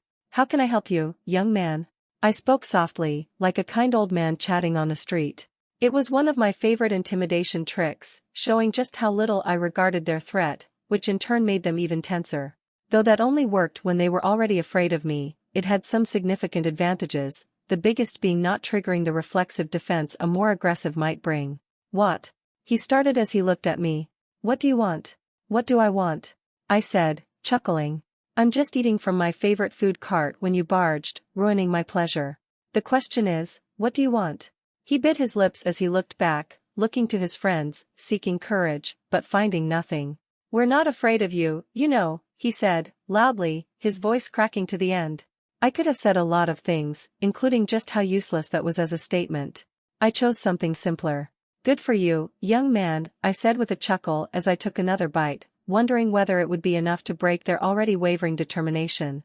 "Do-Reds trying to renege their claims," he said after a while. "He was supposed to be one of ours." Zolas tensed at the mention, though I wasn't sure whether the declaration that he was treated as some kind of property, or a declaration about my alliance. I ignored that momentarily. "Oh, I didn't realize we have already become nobles and splitting our fiefdoms, my mistake," I said, not bothering to hide my sarcasm. I wasn't surprised at their overreach of power except for the speed. The circumstances and instability were perfect for a gang to grow to be something more, and it seemed the constant monster attacks only made things move quicker. Jerton didn't mention anything about expanding forcefully, but considering his attitude, I didn't doubt that he wasn't informed of that detail as well. He looked unsure of what he would do. While I enjoyed my food, the situation was in stalemate, and I was the only one without a weapon. I extended my perception to the limit, waiting for an opportunity, which came in the form of a diving bird, attacking me. With everyone else locked to the stalemate, I was the only one that noticed its approach. A good way to flex. Perception helped me to time my attack, and with my offhand, I grabbed my dagger and slashed upward and back, not even looking in its direction. Not the fastest or strongest hit I could deliver, but more than enough to make a point. Everyone staggered back. Still, I made sure to complete the motion like it was a skill. "I see," the leader murmured, the resignation in his tone showing my display. "We're going to talk this about, leadership to leadership," he declared, his tone stiff and confident, almost threatening. It would have been more effective if he hadn't waited until he was safely behind the others. I just shrugged as they walked away, going as fast as they could without running. "That was something," Zolist said, and I turned to him. He was tense, which was understandable. "Sorry about that. Children are always unruly," I said with a shrug. "So, Reds. I seem to remember you didn't belong to any one of them yesterday." I shrugged. "Yesterday, I didn't, but they seemed to be determined to be annoying and force everyone in, so I joined one, hoping that joining earlier would keep me away from the hassle of being accosted. I miscalculated. How? He asked. A bit of misfortune. The others decided to target the group I decided to join, and I revealed a bit more than I had been initially planning. Weren't you trying to avoid the hassle? Yes, I said with a shrug. Avoiding the hassle, but that hardly means I want to be a doormat for every little idiot that wants to make a name in their new gangs. Including your guards, it seemed. Young idiots, he said with a shrug. Dangle a few shiny promises, and they throw himself away. His tone was calmer, but that didn't mean his gaze was any more trusting. I'm hoping that you're not going to use the same to me. Of course not, I said with a shrug. The plan was to leave once my lunch is finished, but, I said, though paused before finishing that sentence. Having access to a competent cook might not be a bad idea considering the strategic significance of health. Not to mention the temptation how having access to food that didn't taste like garbage. But, he followed up. Well, I wouldn't say no to having a private chef, I said. Let me guess, do I work for free, or only pay half of what I earn, he said. Nonsense, I said with a shrug. Only a moron would fleece his cook. I have a better idea in mind. Protection, in return you cook for a small group of 5 for free, I offered. What you sell will belong to you, no cuts, I offered. However, anything you don't kill yourself, you have to pay for supplies. Fair, he said. Too fair, even. That doesn't seem like a good deal for your group. So what? I said with a shrug. I much prefer to have a decent cook. I'm not a man content to eat garbage every day, especially since it seems I can't avoid attention anymore. Deal? He thought for a moment, then turned his gaze toward the moving carts, his gaze resting on the several groups with bands, talking with people, no doubt taking note that it would be hard to avoid the inevitable choice, and that was by far the best offer he would receive. He turned toward me, resigned. Deal. The move back to the red camp was without issue. I moved, with Zolist following me. He didn't seem to be in the mood to speak, and I didn't prompt him, letting him process his impromptu recruitment. Though, my reputation didn't extend to the rest of the people, at least not yet, as people ignored our presence until I put on my armband once again. Once I put my band, things changed, and people started putting some distance, even if it meant creating some traffic for other carts, showing that the unaligned was getting restless in the situation. But, no one tried to talk with us, so we just walked. Then, we neared the section dedicated to the red group, where the carts stood much closer, with some sentries vigilantly observing. Sentries who made sure to step away to avoid even looking like they were blocking my way. Considering that the earlier troop had clearly referred to me as a warrior, their tenseness was not a surprise. I wondered whether Jerton spilled something about my class, or people made some assumptions after my display which, I had to admit, was a tad ill-advised during the fight. Either way, I didn't give any visible reaction, and treated it as completely normal. I moved to join the camp, and Zolist followed, no one daring to question our presence. I wanted to test the limits of my reputation. You, come here, I said, gesturing to the closest sentry, a young boy of barely 16. Me, he stammered. Yes, you, go and bring me an armband, I said. But, he started, but that was all he was able to say under my expectant gaze before he dashed away. I had no right to give orders, but that was not a problem as long as he didn't dare to challenge me on that. Wait, I called before he could move too far away. Jerton went back to the advance line, right? I asked. He nodded before continuing his run. You don't seem to be well liked, Zolist murmured as he took a place toward the back of the moving caravan. Nobody said anything against it, but I noted more than more cart changing speed to create a little empty ring around us. I don't like crowds, I answered, smiling slightly.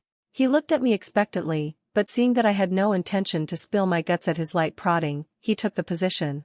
I enjoyed silence, well, relative, as a moving caravan and thousands of people was loud even without the constant fighting, for a fleeting moment, confident that soon someone would come to flex their authority. I didn't expect that to be a familiar face. Gert. What the hell do you think you're doing, old man, he said as he walked toward me, confidently swaggering. Though, his confidence might be about 8 people that were following him, their weapons already drawn. And it didn't feel like their only target was the flying monsters. I could see that they expected me to flinch or retreat. I didn't, nor did I smile. Do you want to rephrase that, boy? I said as I took a step forward. They shuffled uncomfortably, but to their credit, they held their place. I don't think I will, old man, he said, loud, almost shouting. A clear challenge, a way to assert his position without Jerton being here. I had to admit, it was a smart trick. The group still lacked any kind of clear leadership, and creating a small cadre of loyal followers while handling organizational tasks was a good way to establish authority. It was an unglamorous yet effective way of climbing to power, especially when others either ignored such tricks as inconsequential, or decided to look the other way to enjoy the short-term benefits. I was too old to make such an elementary mistake. "What are you going to do about that without that oaf?" he tried to continue when I took a step forward instead of answering, his voice cut short when I lashed forward to grab his throat. He tried to reach for his dagger.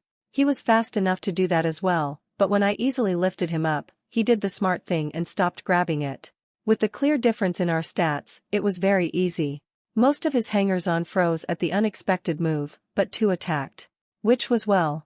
I moved my arm to the right to use Gert to block the charge of the first one, and used a kick to the chest to throw away the second one, who was too focused on his swing. Such a kick would have killed a man back on Earth. Here, it barely kept him on the ground for a second, and only because my foot hit right at the center of his chest. It would have been bad if the rest attacked as well, but once again, they seemed to be cowed by the grand display of authority. Gert looked at me in shock, but stayed in place obediently even with my fingers cutting his breath, vitality making the momentary lack of oxygen less of a problem.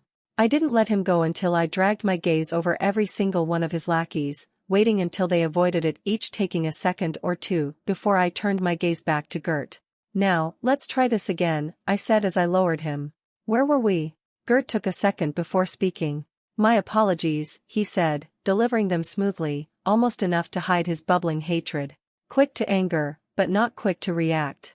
"I was here to inform you about the rules of our group, about our agreed breakdown of roles, and our responsibilities toward the Lord responsible for our safety," he said. "My apologies," I said with a smile that was not a smile. "You see, I'm an old, frail man, and when I saw such a group of young, strapping men rush against me, I felt threatened." While they processed my words, trying to understand whether it was an apology or not, I pondered on his words. Particularly the part about the responsibilities toward the Lord.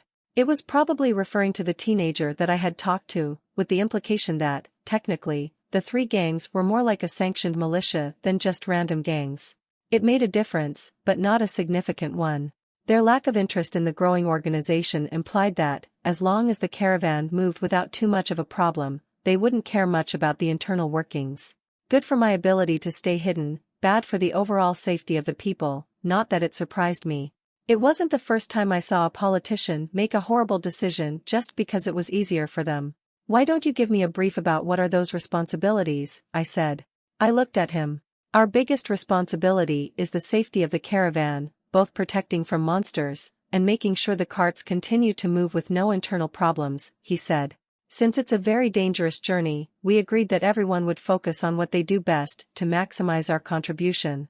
"Very succinct, and very brave," I said. I was tempted to ask questions about who exactly was this we that made the critical decisions and assignments, but I avoided it.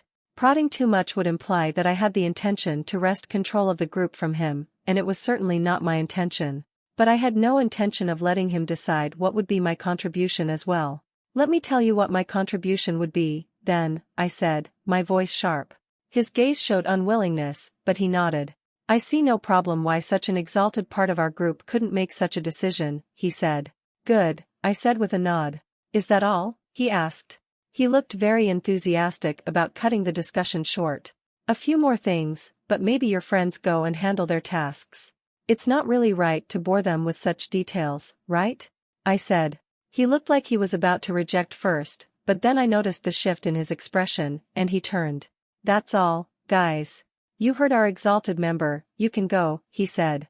"Are you?" started the attacker that I hadn't kicked, but was interrupted by Gert.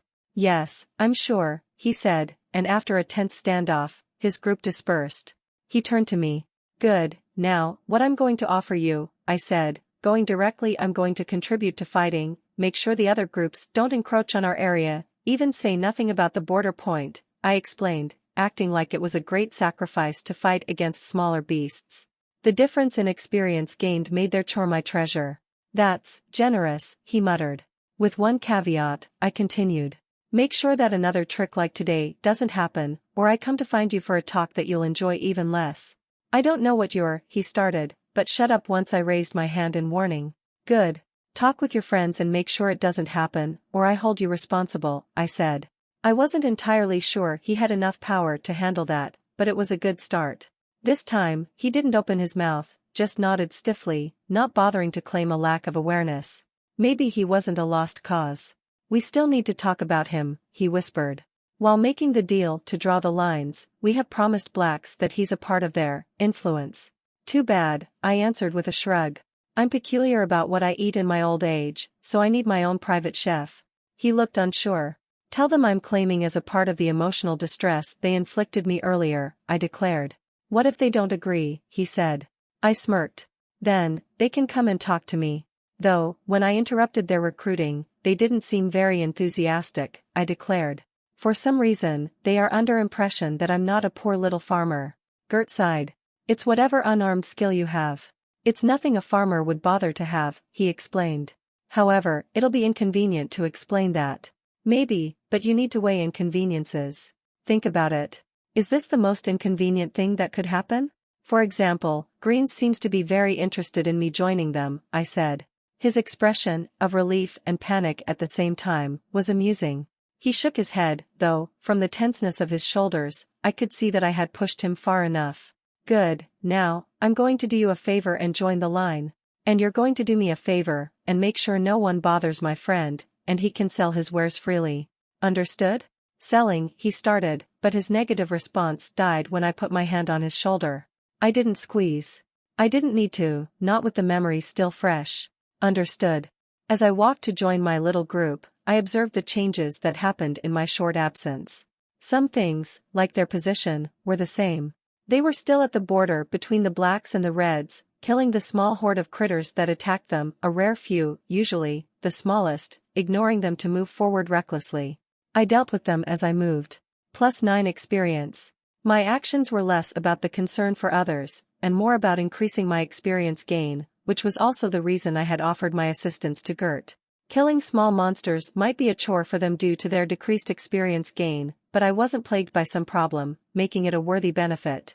And since my admittedly, somewhat hasty actions revealed that I was not just another farmer to the wider population, I had no problem taking a more aggressive role. Combined with the increased intensity of monster attacks, I expected even more experience gain. Level 10. Experience 0/43, 500.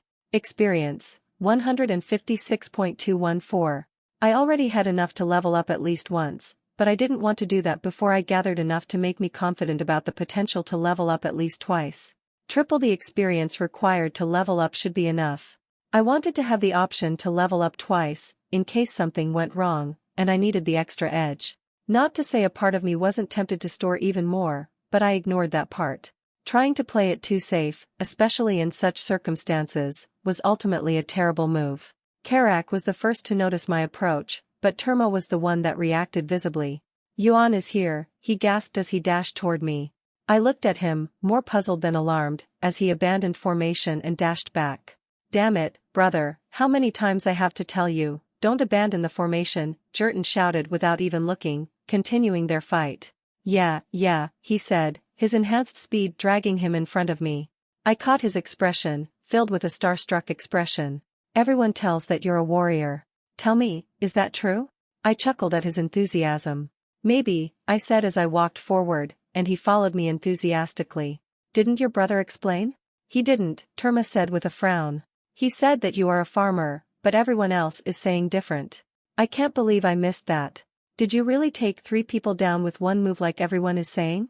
I chuckled as I listened to his rapid statements. One question at a time, young man, I said. Sorry, he murmured, ducking his head. I chuckled as I considered his words. Still, I made a note not to reveal any real secret to Jurton. Not because I was afraid of his lack of loyalty, especially for a man that I knew only for a day, but his clear lack of flexibility in the face of new information. Not a big bother. Now, that's true, I'm not a farmer but a fighting class, I admitted, right as I arrived to join the rest of the group, but since I didn't want to get more questions about my class, I deflected. So, you returned to the line, I asked. Yes, we did. Sorry about that, Jurton said. But we don't have the numbers to hold our part of the line in the first place, and I can't punish the rest due to a few assholes. you're not angry, right? His attempt to ask my approval showed that it was only his brother that was feeling a touch of hero worship, but he at least managed to keep it under control. No worries, I understand the desire to help, I said. I could have explained to him, long and detailed, about how not making people properly pay for their smaller discretions would result in bigger problems down the line, but I refrained. I didn't like lecturing people who wouldn't listen. Jerton looked like a man that would only learn from experience. Whether he would survive was his fate. Perfect. Do you want to take the rear again? He asked. Not necessary, I answered. I looked at Silas, who was showing signs of exhaustion, and Karak was even worse. Why don't I take the point and let you guys catch your breath a bit? If you prefer, Jerton said, and gestured for Karak to move to support me. No need, stay with them, I said to him. Karak just nodded, silent and accepting as usual, but Silas argued. Are you sure you can handle it, old man? Yeah, I said. Still, is that necessary? Jerton said. Even if nothing goes wrong, they say we still have a week until we can reach the port. Exhausting ourselves is not necessary, he argued, ignoring a very pointed cough from Silas, who probably delivered the exact same speech about holding the line with only 4 people. I took note of his mention of our destination, a port that was a week away with the speed of the caravan, meaning it was probably 2 days for me on foot, and barely half a day more if I dared to use River Highway, as well as the way he reported it, implying his knowledge about the destination was second-hand. Then, I pointed toward the black group that was closest to us, which was in the process of being reinforced as I joined again. I know it's not the best, but with everyone watching, it's for the best to put on a show, in case they start to get ideas. Then I pointed my finger at Terma. I'm sure your brother would appreciate the show. Yes, Terma shouted. Jerton grumbled as he looked at his brother, but then he nodded, and I walked forward. With my position changed, I was killing a radically increased number of beasts, and unlike everyone else, I was doing it alone. Plus 26 experience. Plus 9 experience. Plus 41 experience. Blacks weren't the only ones that were talking among themselves as they pointed at me. They were too far away to hear, but their body language was clear. They were unhappy that their rivals had gained a dangerous weapon, one that could fight against both monsters and people with high efficiency. Amusingly, most of the Reds didn't look very happy about it either, which was inevitable. It was the reason I wanted to stay under the radar, before my little mistake ruined that part. Even among friends, which Reds were decidedly not, showing off too much was a dangerous thing. It was why I made sure to act too slow when one of the faster beasts attacked me, leaving a bad scratch along the length of my side, though I doubted anyone noticed if I let that bleed for a while before allowing it to recover. -1 health. With my shirt bloodied, it looked like a bad wound. They moved forward, quick to help, but I gestured for them to stop. The monsters are getting more crowded, Terma protested. Come on, young man, I thought you wanted to watch me fight, I said even as I took another beast down.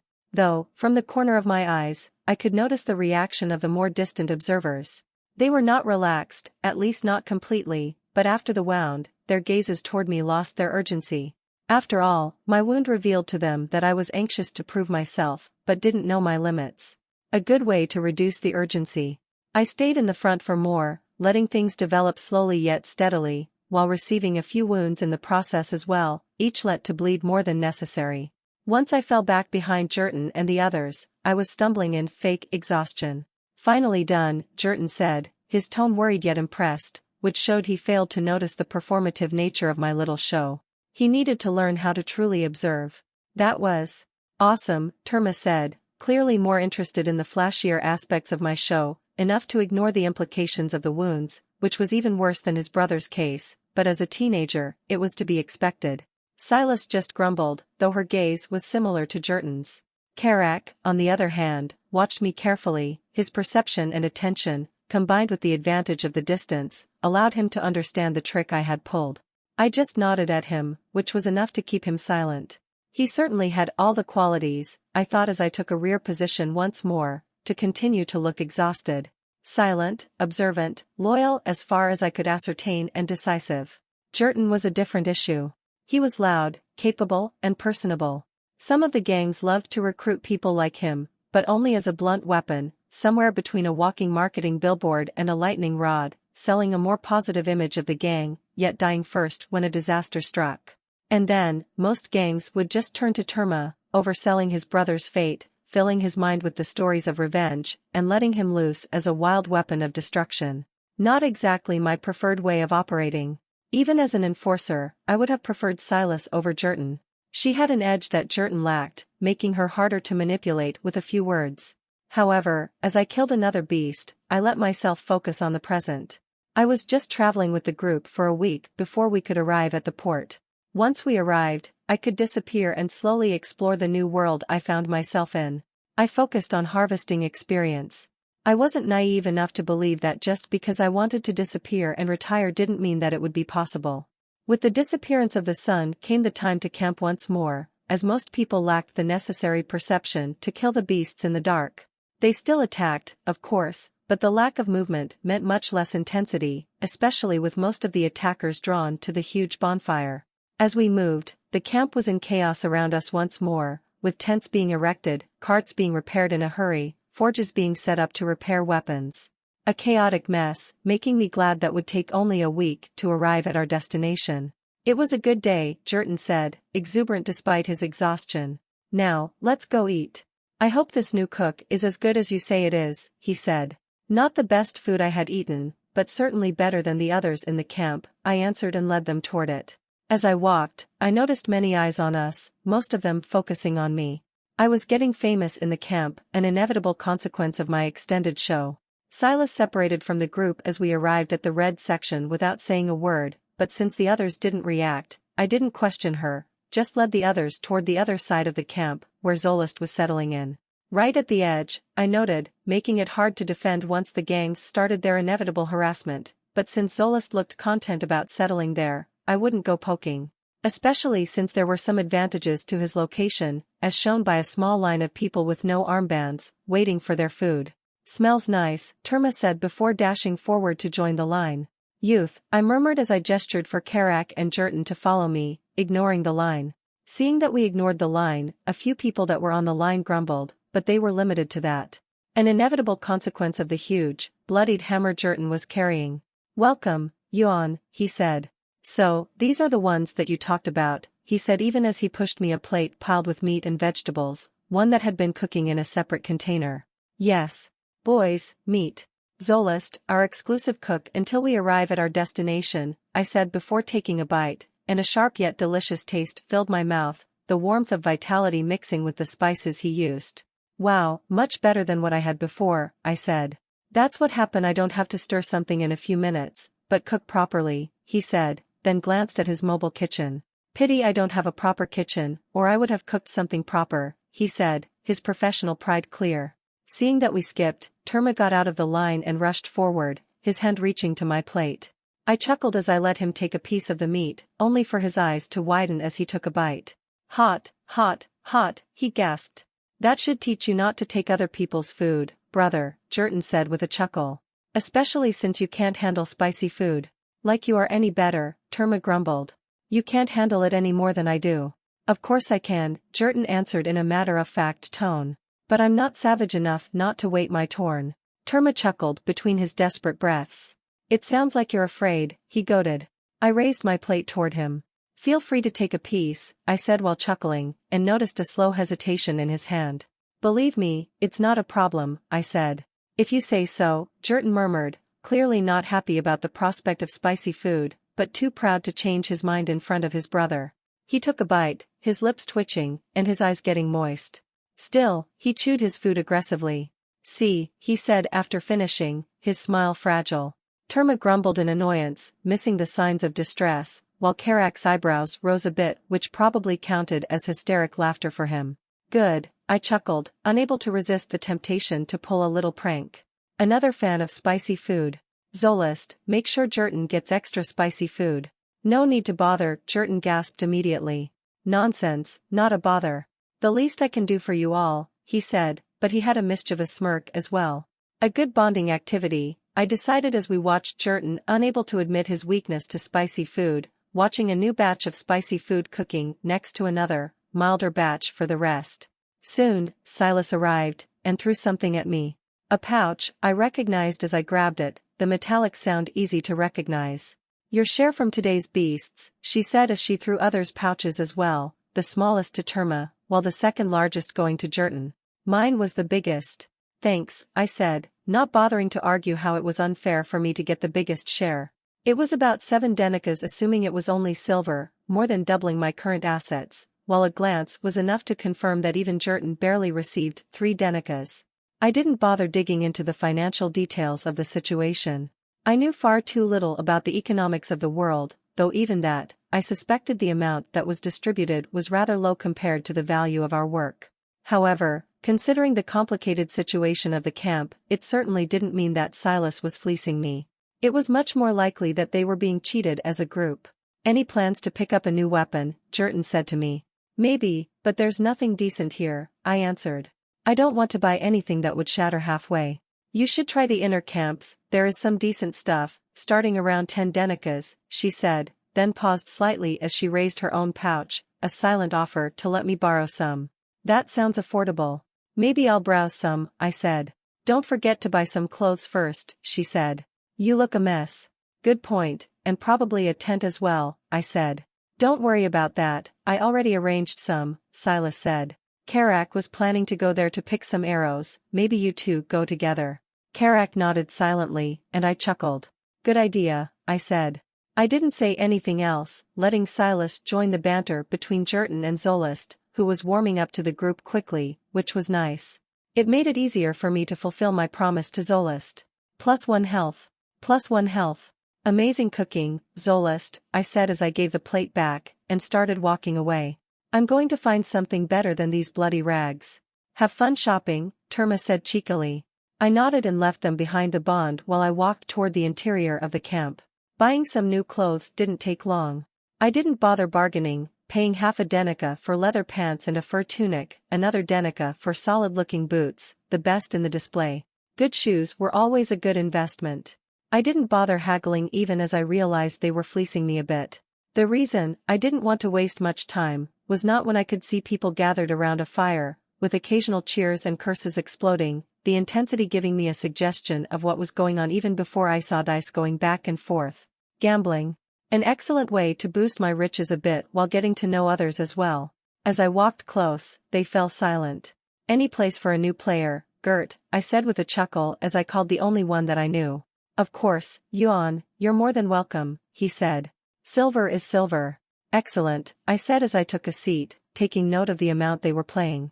I'm not going to stay long, I still need to go buy some weapons, I said. At the first glance, I could see about 500 denikas, spread around 7 players. Not a bad amount, especially since I could see the tightness in their gaze.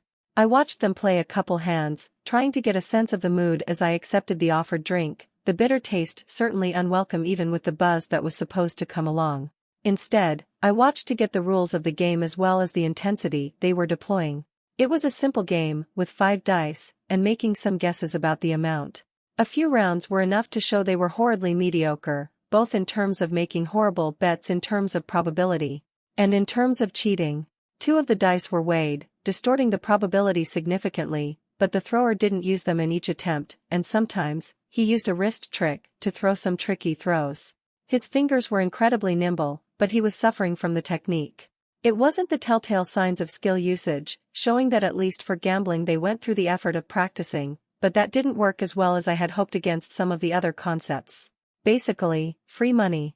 Let's start small, I said as I removed a piece of silver that weighed around a denica and a half, and throw it in the middle, only to lose. Too bad, I said with a silent gasp, but that was the extent of my reaction, noticing that people were looking at me tensely. After all, I already built a reputation for beating people up.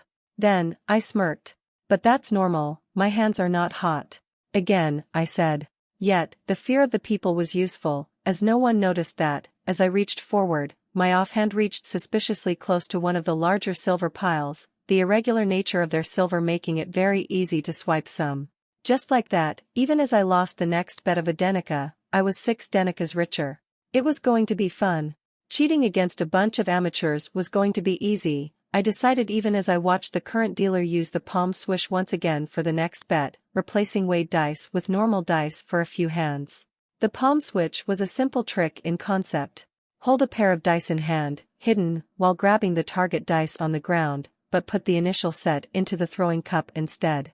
Ordinarily, that trick requires incredibly nimble fingers, the kind that requires years of practice. Things were a bit different in my new world. The dealer's fingers were nimbler than the professional illusionist's back in my world, making the move almost trivial to him. Without my perception, I wouldn't have noticed it, at least not at first. He had some glaring problems, the kind that couldn't be overcome by finger speed. The first was the way he reached. It looked natural at first, but after a few repeats, I could see that he was basically the same move. At no point, the palm points upward, even as a fist, the monotony enough to show the ordinary nature of the trick. Another problem was the nonsensical bets, ignoring any sense of chance as he used his weighed dice to make improbable bets, only to win. They didn't seem to be very aware of the probabilities, and they were amateurs at best when it came to gambling, but still, it was a dangerous call. Yet, the biggest problem was even simpler. He was winning too consistently. He wasn't betting on every hand, but any hand that he bet big, he was winning, which was already earning some suspicious gazes. Curses, I murmured as I lost another hand, abandoning 3 more Denicas, which went to the steadily growing pile in front of the cheater. That dealer wasn't the only one cheating as far as I could see, but he was the one that was cheating most smoothly. Occasionally the dealer cup was passed to others, changing the pace of the earning to others. Just not enough to change the pattern too much. Maybe you should try to keep it down a bit, Gert said, as the move emptied the pouch I had gotten from Silas completely, seemingly broke. His tone was soft, but the twitch around his neck was enough to show why he was concerned. He was afraid of a violent outburst. Don't worry, young man, I said as I laughed boisterously, looking like one of the cheerful losers. Where's the fun in gambling if you don't start by losing the game? It only makes it more fun once I start winning, I said. Now, I'll go get some more silver, and we can continue. Distracted by my show, none of them noticed I was keeping my other hand in my pocket to avoid it making any sound. I walked around the camp, looking for an opportunity, which came in the form of a small accident. Someone was having trouble pushing a stake down for his tent. Let me help you, I said, and used the opportunity to grab a bunch of rocks from the ground, and filled my pouch without anyone noticing. No one was following me, but at this point, I was already famous in the camp, enough that even filling a pouch with rocks required careful attention.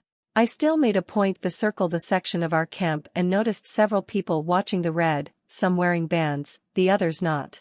Another sign that things would soon turn violent between the groups. Once again, not my problem, I decided as I went back to the campfire, and threw 2 pouches in front of me, one filled with about 20 Denicas worth of silver, the other about 50 Denicas of pebbles. I kept the rock pouch closer to my legs, but still visible, to give the impression of bigger riches, even as I poured the silver one in front of me. Let's play, I said happily, but this time, I picked a steadier path to play than just trying to steal from the piles. Catching the cheaters had its advantages. I made my bets carefully, so that whenever I won big, above a couple of Denicas, they were overshadowed by the others winning much more. And, more importantly, as they grumbled about their bigger loss, none of them noticed I hadn't put my earnings back into the pile, and instead went to the pouch that was hidden in a nice shadowed corner between my legs. I wasn't afraid of them noticing it, as unlike them, I actually had a good understanding of how to pull sleight-of-hand tricks, which was supported by my significant agility. Then, just as I had only a couple Denicas left in front of me, I saw Karak. I raised my rock-filled pouch, and weighed in hand, acting like I was considering putting that into the game, which was not a small amount considering the combined wealth of the group was about 500 Denicas, changing slightly as people joined and left. That movement was welcome, allowing the others to miss the fact that I earned about 80 Denicas in the process, 10 times the amount I earned a day of hard work.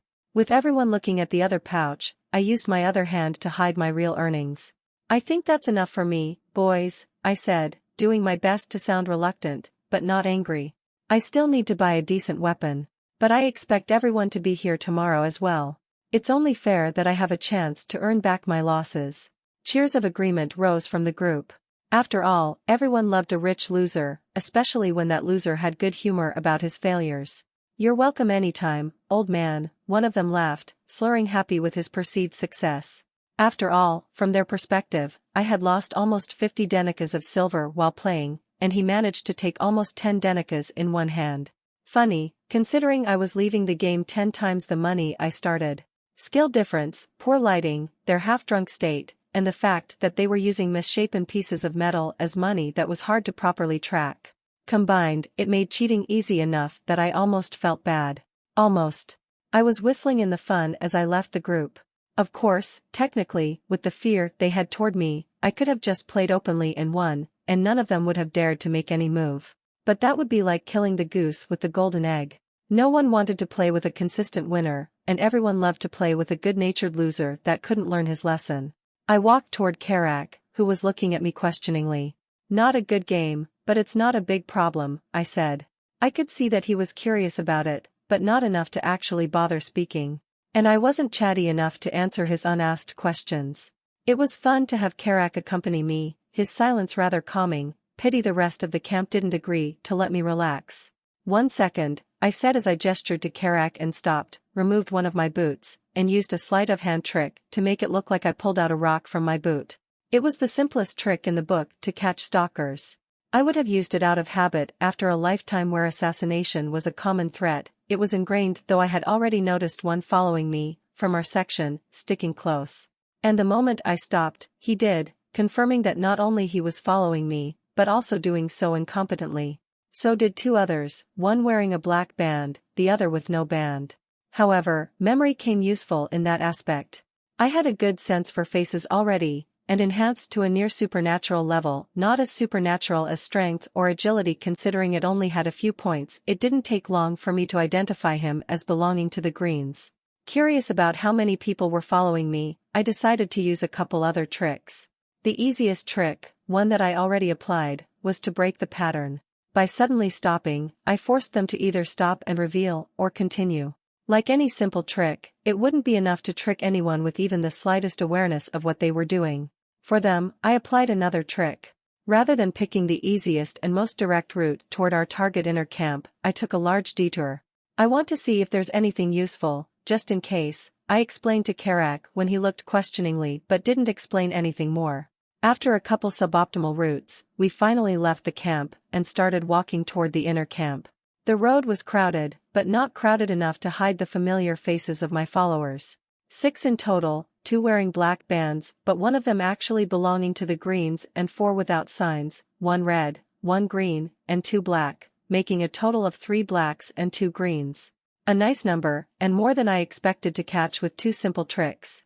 All they needed was to assign 1 to follow me in the camp, and 1 while traveling, and they would have avoided the problem.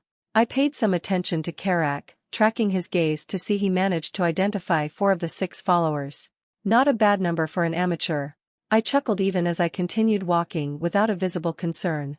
I didn't have any trouble with having followers, especially since the road between the 2 camps was simply too open to launch any kind of attack. Still, I made a note to get some spare clothes, maybe a ripped cloak, a hat, and maybe even a wig that could be used for some kind of quick change in case I had something I actually wanted to do. A note for the future, I decided as I traversed the path behind Karak, enjoying the momentary silence. The distance between the nearest inner camp and our camp was a bit more than 2 miles, which meant that it was about 3 elytras in their measurements.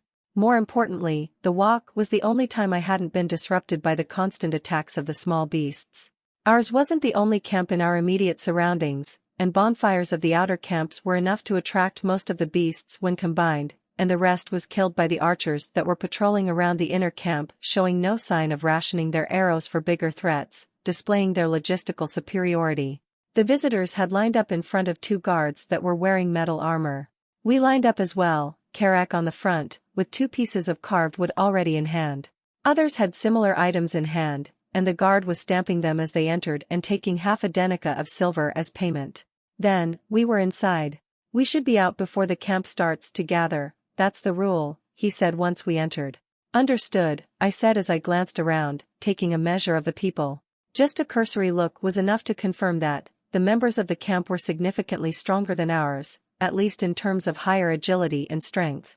It was hard to accurately assess them without seeing them in action, but even at the edge of the camp, I could see several people with capabilities likely around my own, making leveling up a priority. Why don't we go and visit the leveling area first, I suggested, and earned a questioning look. I'm not there yet, but I'm not too far away as well. Depending on luck, I might even get another level before reaching to the port. I was non-committal about when I would level up, just in case. Worst, I could act like I had miscalculated the required experience. Being bad at math was not a crime. He nodded, and we went deeper into the inner camp. As I walked forward, my earlier assumption about the complicated nature of their financial system proved accurate. The wares on display had more variety, but the prices were varied even wilder. Haggling was happening all around us, the prices they uttered usually ranging from fractions to tens of denikas, though I had heard prices over 100 mentioned once or twice, usually targeting a particularly shiny piece of weapon.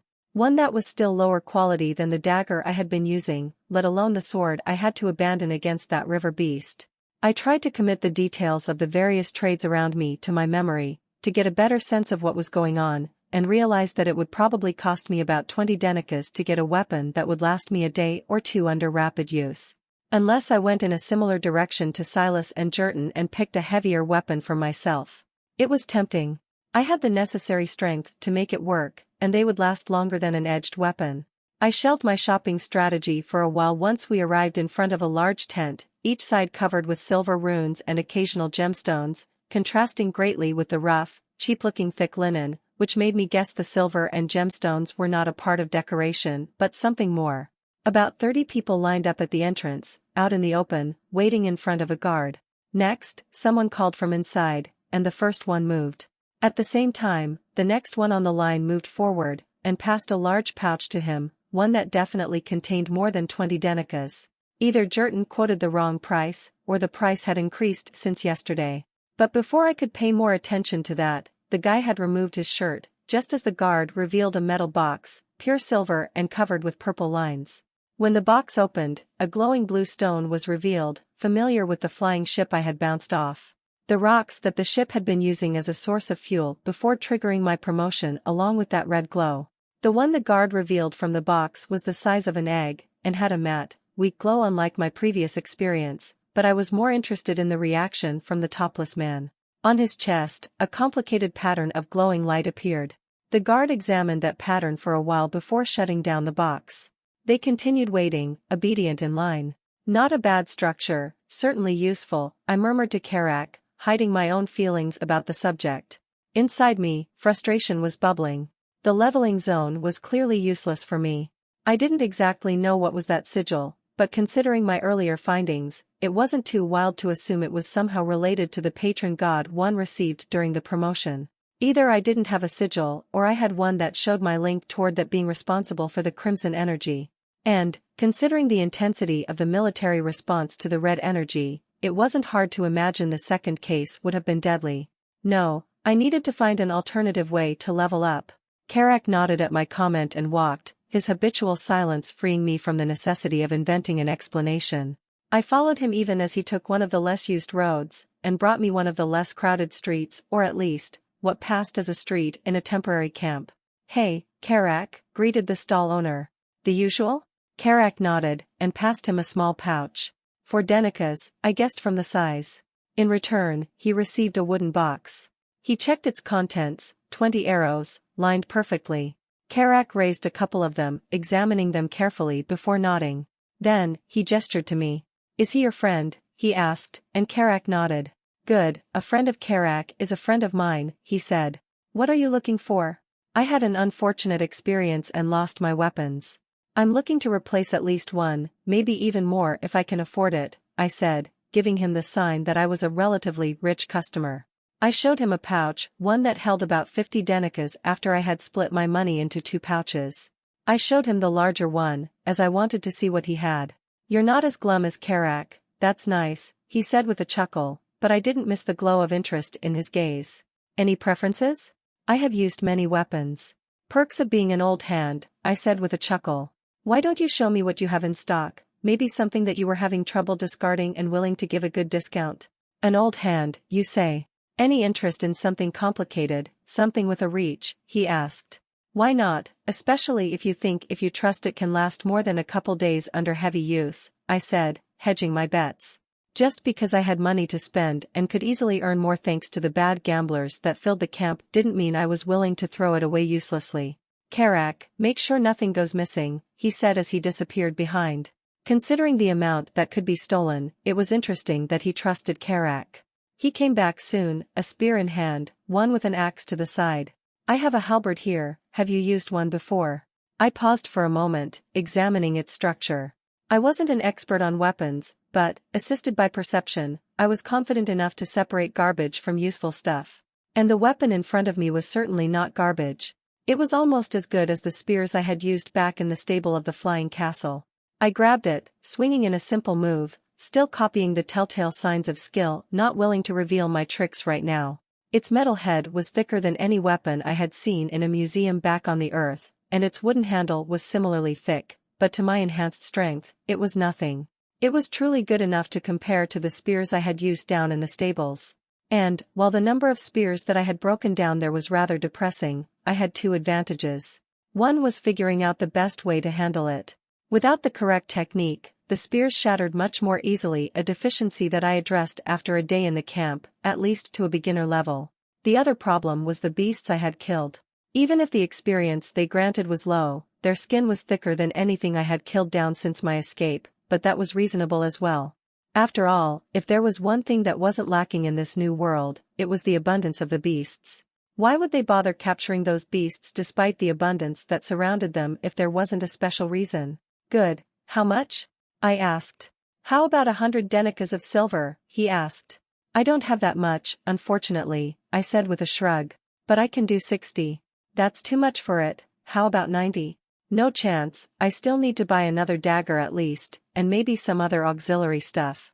80, he offered. How about 75, and you throw a decent dagger and another 20 arrows? I said, and he nodded. His expression told me that I was still overpaying, but not to an unacceptable degree. You're a vicious haggler, are you sure you don't have a merchant class? He said with a chuckle, free of the compliments after a profitable trade. I just smiled as I grabbed the box of arrows, and passed it to Karak. My thanks for being a guide. That's not necessary, Karak said, panicking slightly. I was already going to come. Either way, doesn't matter, I said as I chuckled, and the shopkeeper joined that as well, amused that it was where he chose to speak. Still, I pushed the box into his hands. There was no harm in being generous to someone, especially when we were going to fight together for a foreseeable future. Why don't you go and buy if there's anything else you have while I browse the other weapons, I said to Karak. Shy after the gift, he was quick to leave. It was amusing to see his unflappable demeanor breaking. Are you not confident that it'll last? The shopkeeper asked even as he presented a few daggers to me, and I picked one among them, then started examining other wares on display. It's going to be a long journey, you never know when a malfunction would happen. And who knows, maybe the next time I'll have some decent money, I said even as I passed him the promised amount. The lingering promise of more business was enough to keep him cheerful, especially since he was lacking any other customer at the moment, and we started chatting, telling a few of the more amusing events I had observed. It was small talk, but not useless. I wanted to slip another story. Yes, people are rather silly, he admitted. Thinking that they could kill a beast in such close range is silly. They needed to trust their ranged weapons more. They certainly can be. I even heard that an idiot from one of the edge camps tried to level up near the guards, thinking that he could outrun them, I muttered, mentioning what I wanted only after he got in the mood to criticize every story I told. Not a bad strategy, he admitted, and I did my best to hide my enthusiasm. As long as you're confident that you can get away faster than the guards arrive. After all, the energy doesn't stick around you like a smell. But still, it's stupid, risking execution to avoid paying 30 denikas. You're right, I said, and followed up with another silly story. I had learned what I wanted. The next mission. Leveling up. I was thinking about the best way to level up even after I lay on a thick mat in my new tent, courtesy of Jerton. The return had been smooth, and I was tempted to lie down and enjoy a long nap while spending health kept my body in optimal condition. Not sleeping for 3 days was already taking its mental toll. Especially considering none of those days could be called ordinary by any stretch of the word. Yet, I didn't want to risk delaying the opportunity to level up for another day, for one reason only. Trying to level up in the camp was simply too risky. I didn't know how attentive the soldiers were, how much stock they put into leveling, and just how fast they could run. They could move the full length of the camp in seconds if any of them had speed unlocked. No, I needed to get out of the camp, and considering the risks implied in the process, I needed to leave the camp without arousing any suspicion. I stayed in the tent for 2 hours, resting as I let midnight come and go, waiting for the camp to lose its alertness before I left my tent. I didn't bring along my new weapon. The halberd was beautiful, but far too attention-grabbing, which was the most dangerous thing I could do for an undercover operation. Instead, I carried a small bundle with me. 2 daggers, some spare clothing, and most importantly, a flashy hat and cloak I had purchased from the inner camp. It sounded counterintuitive for an undercover task, but sometimes, it paid off to have props to have people focus on, especially if props worked to hide noticeable features like my gray hair. When I left my tent, the red section was mostly silent. I took a note of Zolist, who was sleeping in his cart, right next to his equipment, no doubt ready to react in case someone tried to take his weapons.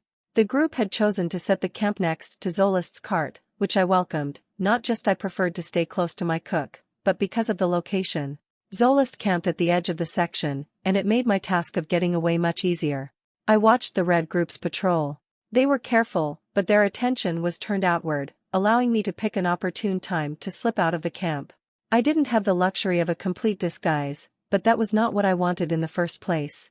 I just needed to keep people from following me closely, until I could slip out of the camp. Luckily, it was much easier to sneak out to sneak in. For once, with constant patrols, a lot of people moved away. Once I was close to the outer side of the camp, I found a concealed spot to change into my more flashier clothing, the hat and the cloak. The other, I put a black band around my arm, which I put once I had a chance to observe the patrols. Knowing about the workings of the camp allowed me to act much laxer, though, that didn't mean it was a completely unskilled affair. First, I chose to walk out of the shadow of a cart only when the patrols on my path were fitting for my benefit. Not only there was a gap between them, but also the nearest 2 groups were the reds and greens, which made it unlikely for them to prompt a lone patrol member of the opposing group when he was just walking away. Getting away was simple, and I moved farther and farther away from the camp, ready to dash back the moment I came across a large beast. I was particularly tense because I was walking on our route rather than in reverse, meaning the path hadn't been patrolled yet. I was betting that the huge bonfire made a bigger target. A dangerous bet, but luckily it paid off, and I managed to get away without any issues. After putting some distance, I turned to my right, and started to walk toward the river, this time almost crawling, hoping that no one bothered to look that carefully, which was made more difficult by the occasional attacks of the monsters, getting more frequent the farther I got from the camp. Plus 12 experience. Plus 35 experience. Soon, however, I was able to face another, an even more dangerous source of danger. The river. When the distance between me and the river was reduced to less than 100 yards, I slowed down. I didn't want to get too close to the river, acutely aware of the dangers in its depths. Unfortunately, for the next part of my plan, I needed to stay close to the muddy riverbank. I had picked my destination carefully. There was a nice hill near the river, which I could hide behind as I changed. I found a nice hiding spot to hide my stuff. Then, I undressed, leaving everything I had but my good dagger in that concealed spot. Getting them muddy or wet was not something I could afford, not unless I wanted to shout suspicious as I returned. Then, I walked even closer to the riverbank, and covered myself with a thick layer of mud, which, when combined with the darkness, would do wonders to hide me away from potential aerial observers. Being caked in mud was not a fun feeling, especially while wearing just a loincloth, but it was much better than the alternative of getting caught.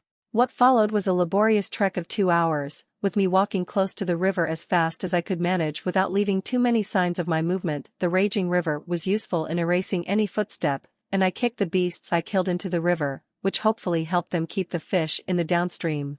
I was moving in the opposite direction of the river flow, ready to trigger my accident and jump in at the first sign of movement, but 2 hours passed without any dangerous event, giving me hope that, maybe my plan would go smoothly. It was a slow trek, especially considering just how fast I could have moved with the abilities I had in place. Still, I moved forward. Maybe I could get away enough that I could avoid the attention of the camp. Not to mention, the experience was also welcome. I was killing considerably more beasts than I had been doing while I was a part of the patrol, giving me the hope that maybe I could level up 3 times. A good plan. Pity it was interrupted by an exquisite roar from the distance. A tiger, I noticed, at the other side of the river, the biggest beast I had ever seen. The river was thick enough that such a thing should have been impossible, but I doubted it would keep away a supernatural tiger that overshadowed an elephant. Its enthusiasm as it tensed suggested so. All aboard the water train, I murmured as I reached the system. It was the time to take the risk. Hopefully, the tiger wouldn't swim. 43, 500 experience. Level up. Stat points plus 10. -53, 900 experience. Level up. Stat points plus 10. -66, 000 experience. Level up. Stat points plus 10. An explosive glow surrounded me, and despite the great danger I was in, a smile found itself on my face. I was hoping that I had managed to gather enough experience to allow me to level up 3 times, but success was certainly welcome. It was a close call. I leveled up, but not for free. I noticed 4 signs of movement at the same time. A flying vehicle appeared from the clouds, luckily, far away and not directly on top of me. The tiger jumped, strongly enough to look like it was flying. A movement in the camp, in the form of a silver figure yet moving fast enough to rival a sports car. And a stirring in the depths of the river, one that came with the mental call, one that was distinctly familiar. I wondered if it was the same monster that I had dealt with before, or just similar. Then, it burst into the surface of the river, high enough that I noticed a sword buried in its head, confirming my suspicion. No time like the present, I murmured as I threw myself into the river. It put me directly against one of the threats, which was far from ideal considering it clearly recognized me and had a grudge, but considering it allowed me to avoid 3 of those threats, I found that acceptable. I assigned half of my stat points desperately even as I jumped into the river, leaving the rest for emergencies. +5 strength. +5 agility. +5 perception. -15 stat points. I needed strength to move as well as I could manage underwater, while agility and perception were there to make sure I could react. Was I confident about lasting against a tentacle beast? No. Did I have any other choice? Also no. I needed the water to conceal me properly before the soldiers could get a proper glimpse of me. And, if I was lucky, they would just conclude the tiger had eaten me successfully. I expected them to ignore the river. Actually, the whole plan depended on that. With their skill-dependent style of fighting, it was impossible for anyone to fight against the fish even if they had the requisite stats. There might be underwater fighting, of course, but considering their careful avoidance of the water, I was willing to bet on that. I let the water take me before I pulled myself deeper. I used my pole to dodge the first tentacle that attacked me, the beast clearly unprepared for my increased speed. I nearly doubled my strength since our encounter, and it clearly showed.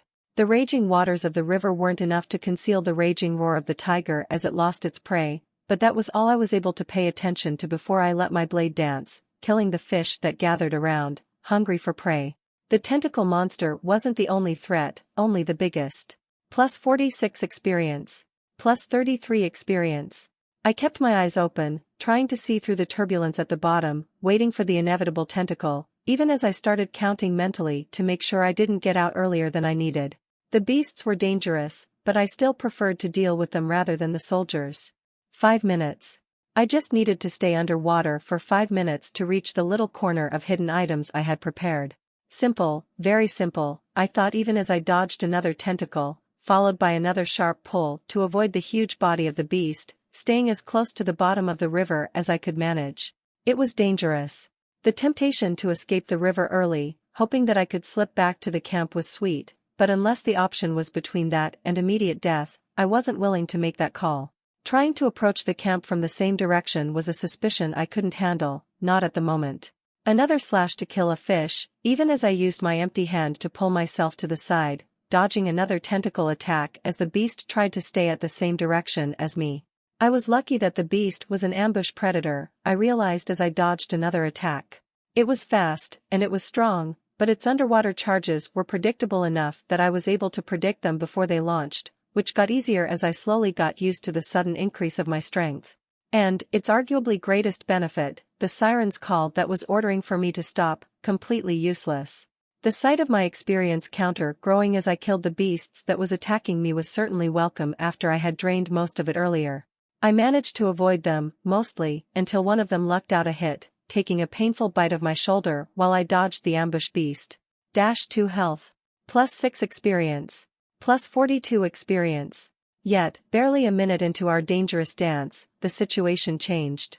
The beast was not as stupid and reactive as I had hoped. Rather than continuing to charge forward, it started swimming closer to me, attacking with 2 tentacles at a time. I dodged one, and slashed against another. Even with my improved strength, it wasn't enough to lop it off, but it left a large gash, forcing it to pull back momentarily. Unfortunately, it wasn't without a cost, as it allowed another fish to take a bite off me, this time even deeper. -5 health. I pulled down, going even deeper into the river, so, when it next attacked, I just grabbed a rock from the bottom of the river. The pull of the water made the attempt painful, but I had no doubt that, without my strength to counter the effect, it would have ripped my arm off. That allowed me to dodge the tentacles, which just slammed against the riverbed hopelessly while the water dragged him away. It was a temporary reprieve, as it was certainly strong enough to swim against the current, but it gave me a few seconds of reprieve. That reprieve came quick. The move didn't occupy my blade, and I killed the fish that was determined to destroy me. Plus 33 experience. Plus 18 experience. The problem, I didn't believe that I would have a chance to repeat it, at least not with the same success. I might be facing a monster, but that clearly didn't mean it lacked the ability to learn, and the repeat would result in a painful end. As I battled against underwater torrents and the beasts, I was desperately trying to come up with a new trick. At first, I had hoped that it would charge forward recklessly, to pay me back, but instead, it closed in slowly, carefully and, most interestingly, it didn't try to block my path to the shore. Together, I didn't have any hope of passing it even if I was confident of swimming just as fast. Pity I didn't have any weapon that it could harm it, I decided as I glanced at its huge maw, where the hilt of a sword was glistening. Or maybe, it was time to test just how smart was the beast.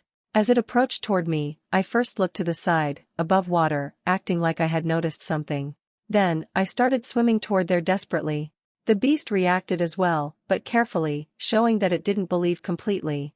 Not a problem. I suddenly changed my path, and started swimming back, and when it attacked with a tentacle, I repeated the same trick of grabbing the bottom of the river. Its second tentacle was waiting for that exact purpose, and attacked me. Excellent. Ignoring the smaller fish that was using that as an opportunity, I changed direction. Swimming directly toward the beast. I could have used the opportunity to bypass the beast, but then what? I didn't want to go back to the shore so early and get caught, and I also didn't want to race a beast of water in swimming speed. No, I had a different target. I rushed directly toward its maw, my dagger ready. I ignored the bites of the smaller fish as the distance between us dwindled further, even ignoring the threatening length of its teeth as its maw parted threateningly. It recognized the danger too late. It had the speed, but lacked the mobility to adjust it momentarily. And my dagger sank into one of its many eyes. Its mouth opened even wider, threatening to swallow me, but in anger, it made the true mistake. It allowed me to grab the hilt of the sword that was buried in its flesh. The vitality allowed it to recover from that wound, and its flesh was tied around it. I tried to pull, but it didn't work.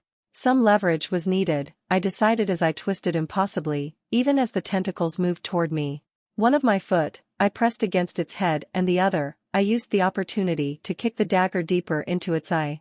The jolt of pain was enough to stall its tentacles for a moment, which was what I needed to pull the sword. With the leverage, it was moving. But the fish around me started to bite me wildly, forcing me to spend health to recover as soon as possible, and with my immobile state, they were able to deliver much more dangerous attacks. -7 health. -4 health. -9 health. That would not do, I decided, once again dipping into my reserves. I would have preferred to have some in storage to put some in charisma once I managed to get a handle of how to use it, or if I somehow managed to awaken another stat, but that kind of long-term concerns weren't as critical as the fish that tried to do their best to eat me alive. Or the monster under my feet, with its tentacles rushing forward. +10 strength. -10 stat points. As I pulled the sword, I was fascinated that it was still bright and glistening, like it hadn't been buried in a monster for the last couple of days. But I didn't have the time to enjoy the sight. As the tentacle rushed toward me, I swung the sword. When I had hit it with my dagger, I barely managed to leave a temporary wound that disappeared just as quick, giving me only a second. Magical sword had a different effect, especially when supported by my newfound strength. The tentacle was shaved into half, the unconnected side drifting among in the waves. Pity. I had a feeling that Zolist would have been able to whip up something really delicious from it. However, as I noticed that not only the tentacle stopped bleeding in an instant, but actually started to grow back, I ignored the amusement, and instead used its body as a launching board, kicking to get away. It attacked with its other tentacle, which I prioritized over the other fish to deal with, which was persistently attacking me. Only after another piece of tentacle floated away, I started dealing with those fish, giving me quite a bit of experience. Unfortunately, the delay had cost me quite a bit of my health in the process. -52 health. Health, 118/225. Not ideal by any means, but certainly better than the alternative. The beast didn't attack me for a moment, allowing me to easily deal with the attacking fish and even drift back to the bottom of the river, where I could use to help me dodge in case of an emergency. I expected the beast to charge forward. Surprisingly, it didn't, probably remembering it had ended up with a sword buried in it, unfortunately not to a vital location. Instead, it waited its tentacles grow back before attacking once more, careful. Only to end up with two stumps once more. It was hesitant as it was attacking, which meant it even failed to allow the rest of the fish to deliver an attack. I couldn't blame the beast for not attacking, as I could see that, unlike its tentacles, the eye with the buried dagger was not recovering. A good reason to stay back, but it still put a frown on my face. It implied that some of the beasts were able to hold back their instincts to kill people under unfavorable circumstances, an ability that the smaller variants lacked. It made the world even more dangerous, I thought, even as I took down another small fish attacking me. The larger beasts were strong enough without the implications brought along with even basic tactical competency. Plus 45 experience. It had been an intense minute, one that almost pushed me to the brink. Yet, with magical sword in hand once more, and the beast hesitant, the rest of my journey passed without anything significant.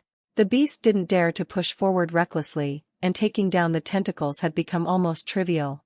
By the third minute, it was just using as a tool of containment, showing that even its health had limits. Pretty significant limits, I guessed, considering it still regenerated them several times. But limits nonetheless. By the fourth minute, I faked an escape to the shore, and while it tried to prevent my escape in hurry, I managed to cut both tentacles at the same time, one from the middle, the other just shaving the end. The beast still recovered, but I didn't care about that. My aim wasn't to damage it significantly. No, I just wanted it to be hesitant to prevent my escape. So, when I finally saw a familiar curve, which I started my journey, I swam toward the shore at full speed. A move that the beast was too slow to react, and before it could do so, I was already on muddy ground, which was annoying, but I was glad that the rest of the mud I put for concealment had long washed away, the angry flow of the river working excellently as a washing machine. The beast burst to the surface, its cry of anger spectacular, especially when combined with the pull of its unique brand of charisma. I could hear the beasts that surrounded us getting to move. I didn't care that. With my magical sword in hand, I rushed toward the spot where I hid my clothes, though at the edge of the muddy riverbank, I dipped the sword down, hiding its shine behind a layer. No need to shout I had a treasure in hand. I took the challenge of dressing seriously, with an intense hurry. The river monster let out a shout of rage as it lingered on the surface, which, luckily, didn't last enough to bring the attention of the camp, which was still occupied by the great battle that was occurring on the other side. The flying ship was still lingering at the spot, and to my surprise, the battle against the tiger was still ongoing, my perception allowing me to see it clearly, even enough to catch some of the details.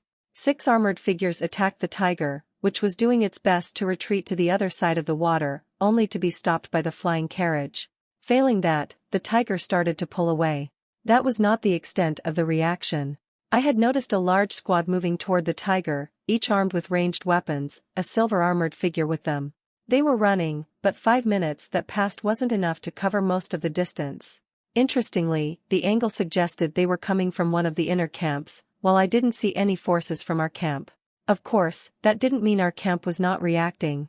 The number of patrols around my side had dropped significantly, and even the remaining ones were looking toward the battle that was going in the distance whenever there was no group. Interestingly, none of the patrol groups had any band around their arms, suggesting that they were the unaffiliated ones, bullied to the task while the others stayed on the more important side. That arrangement helped me immensely. As I moved forward, talking down the occasional beast that decided to attack me despite the closeness of the camp, no one paid attention to me. Combined with the hat, I expected to arrive at the camp without an issue. "Get your weapons and gather around, you lazy peasants, all of you," I heard a shout as I was about to pass the first patrol, a shout that came from the other end of the camp. I recognized the young voice, but even if I failed that, I wouldn't have missed the pull of the charisma, trying to pressure me into following that order. Ignoring the order was trivial. Even without resilience, I could have easily ignored that weak pressure. I wondered whether it was the distance that reduced the weight of the order, or the fact that he was targeting the whole camp. Either way, it didn't matter.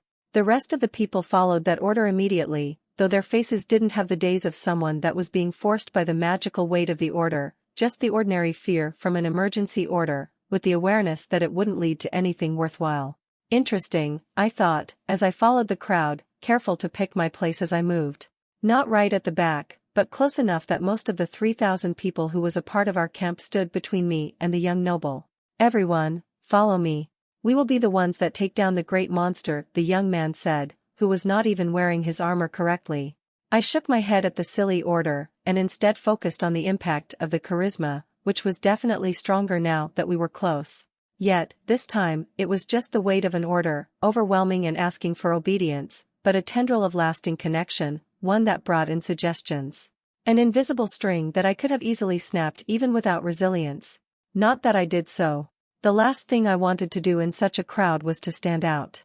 Luckily, before the crowd started to move under the orders of a teenager, one of his knights, the older one, leaned and whispered into his ear. "Not everyone, just the ones with archery," he corrected, and I felt the connection dissolve. "Anyone capable. Move," he ordered. Technically, that also included me, as I had a skill of archery, one that I didn't dare to touch due to its complicated nature and its link with that red energy, but I certainly wasn't stupid enough to volunteer. Resilience gave me the chance to ignore that order easily. I stayed at the back while archers stepped forward, following the young lord into the battle.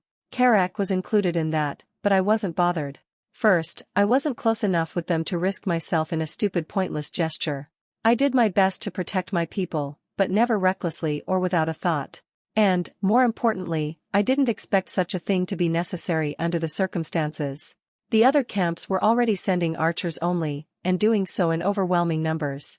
Since I hadn't seen any sign of altruism between the camps, assuming that that huge tiger was less of a risk and more of a huge reward was not a stretch. I only had a long-distance observation to compare the capabilities of our camp with the others, but the gap between them was clear. There was very little chance that they would even join the battle in time, let alone snatch a critical role. It might have been different if the young noble had the ability to browbeat the others, but considering he had been assigned to the outer camp, I doubted that was an option as well. No, our camp was just going to join as spectators. Still, I sighed as I watched the group follow the young lord as a chaotic, messy group, the lack of discipline obvious. Apparently, skills and charisma only helped to a degree. I was clearly not the only one that noticed that, as the young lord also looked back from his horse. "Line up, squad formation," he ordered. The order was once again accompanied by charisma, but it felt different than the simple pressure. Part of the difference was the distance, as it was much harder to detect the charisma being used on others. Yet, the greater difference was the shape of the weight. Once again it was not a heavy command, but some kind of string, trying to connect the squad, similar to what I felt earlier. However, since it wasn't spreading to target thousands of people in the camp, but instead settled on about 100 people, it was more solid, for lack of a better term. And it worked much better as a tactical assistance, and the group gathered into a formation, one that they clearly lacked the ability to achieve of that, I was sure after watching them for a full day. Another use of a skill. I was sure. And, like every skill I observed since I arrived, it was not perfect. As they started running, I could see the edge of their formation starting to fry already. Some of the archers lacked the speed to follow, forcing themselves to keep up. Probably by burning health for endurance, an expensive affair. I would be surprised if more than half could reach the target, but I didn't care about that, other than a momentary distraction. I was much more interested in the opportunity in front of me. The young commander was gone, and along with him, all of his knights, left the camp empty. Finally, a chance to test charisma. Just because I decided to test charisma while using the short window where the young noble and his knights were absent didn't mean that I started to do it immediately. Instead, I walked around the camp, trying to find the ideal target, though it was more about the location than the target itself. I stayed away from the sections that were for the gangs only. Not only there were many armed people there, some with high perception, but also an unknown figure around their section would grab attention due to the conflict between the three groups. Instead, I drifted toward the outer line of the camp, away from the crowd and all the commotion that was going on. My destination was several carts piled in the corner, piled with wood, low-quality fabric, and other cheap items. They were mostly safe because they were large enough that stealing them would be a chore. Which meant, I could easily use them as a cover and disappear. I was still afraid after my failed attempt against the servant back in the castle. With most people on the other side, it wasn't difficult for me to sneak under one of the carts and wait for someone to walk near me, ready for my first attempt. I closed my eyes and took a deep breath, remembering the heavy sensation that followed my words when I tried to give my only charisma-backed order. I opened my eyes only when the footsteps got closer, still hidden under the cart. I tried to reflect that sensation without saying anything. After all, it was something magical, and there was no reason to have words necessary, but the only thing I had was a failed attempt. Either impossible or needed more practice. Either case, I moved to the next part of the plan, but not without a little test. I tapped the cart 3 times, rhythmic enough not to be mistaken for ambient sound and would have earned some reaction, yet soft enough that only someone with significant perception would hear. The owner of the feed I could see didn't react to it. Excellent. Stop, I whispered, one that carried a lifetime habit of giving an order despite the softness. Since he hadn't heard the earlier knock, that would go unnoticed as well. Yet, he froze. At the same time I felt a sense of connection establishing between us, somewhat similar to being ordered by someone with charisma, but also different. The difference was like being punched and punching. The force was technically the same, but felt much different. Terminating the sensation of weight was much easier than trying to copy it. I stayed in my spot, watching his reaction. He circled around, his panic apparent in his speed. I must be imagining it, he murmured, only to be interrupted. Stop. I ordered again, still using the same cadence, but this time, trying to interrupt the connection before it formed. I did not succeed, and the connection formed, and I interrupted it halfway again. But at least, I managed to do it faster. Yeah, definitely imagining it, he murmured a long while later. Those creepy nobles, he murmured as he left, though this time, whispering even softer, trying to make sure no one could hear him. As much as his silent resentment toward nobles was interesting, I ignored that, instead focusing on the sensation of the order, the connection, and the uncontrollable weight that came with it. Developing control, even a rudimentary one, would take a while. I was certainly glad that I hadn't assigned any more points to it, which would have made the challenge even more significant. I stayed under those carts for almost an hour, targeting many passers-by with such orders, trying to contain my orders, and abandoned the place when I started hearing whispers about mysterious sensations. Fascinating, but the achievement was not for free. 8 health. For all its advantages, the impact of charisma was not for free. It exhausted me more than I expected, forcing me to use health to recover repeatedly. Still, a good deal considering the impact. I didn't return to the red section immediately, and instead left my hiding spot without being noticed, and found another hiding spot to remove the hat and the cloak. Even burned both just to be on the safe side. Still, I had a smile on my face as I returned to the red section. My tests had been successful, and I had a rudimentary control over the mysterious charisma. Going back to the camp after discarding my disguise was an easy affair, though I still made sure to keep my sword in a way that didn't grab a lot of attention. A magical sword was precious. Exactly how much, I didn't know, but I didn't need an accurate valuation to guess the extent of the trouble it would trigger for me in the camp if that was revealed. And while I was more confident to handle such trouble if the need arose, that didn't mean I would be strutting around, inviting trouble. Yuan, where were you? Was the first question I received as I stepped into the red section. I might have responded tersely if it wasn't for Jurton's worried tone as he asked the question.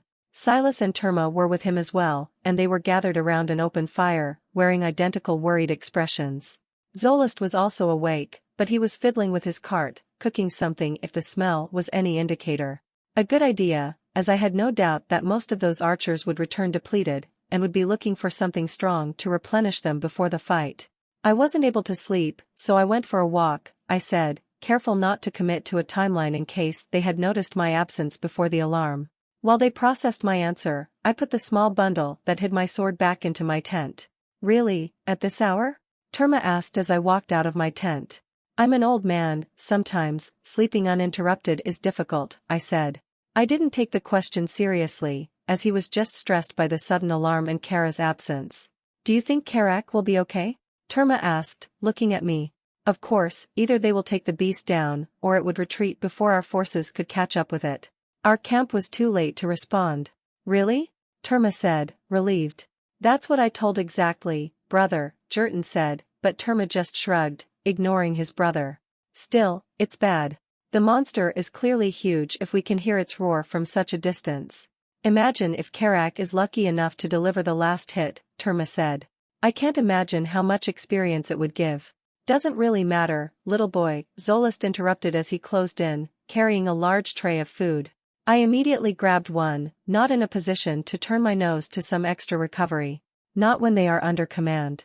I didn't look at him despite wondering what he was talking about, not wanting to reveal my lack of knowledge. Luckily, I wasn't the only one. What do you mean? Terma asked, and I could see Jurton sharing a similar expression as well. You haven't fought under someone with a command skill, right? Zolist said, and they shook their head. I just enjoyed my food. Our village chief wasn't exactly a high-level noble, and didn't have many skills. He only had 2 skills, and one of them was to keep the monsters away. And the other to order us around like servants, Terma added petulantly. Terma, Jurton warned, whispering.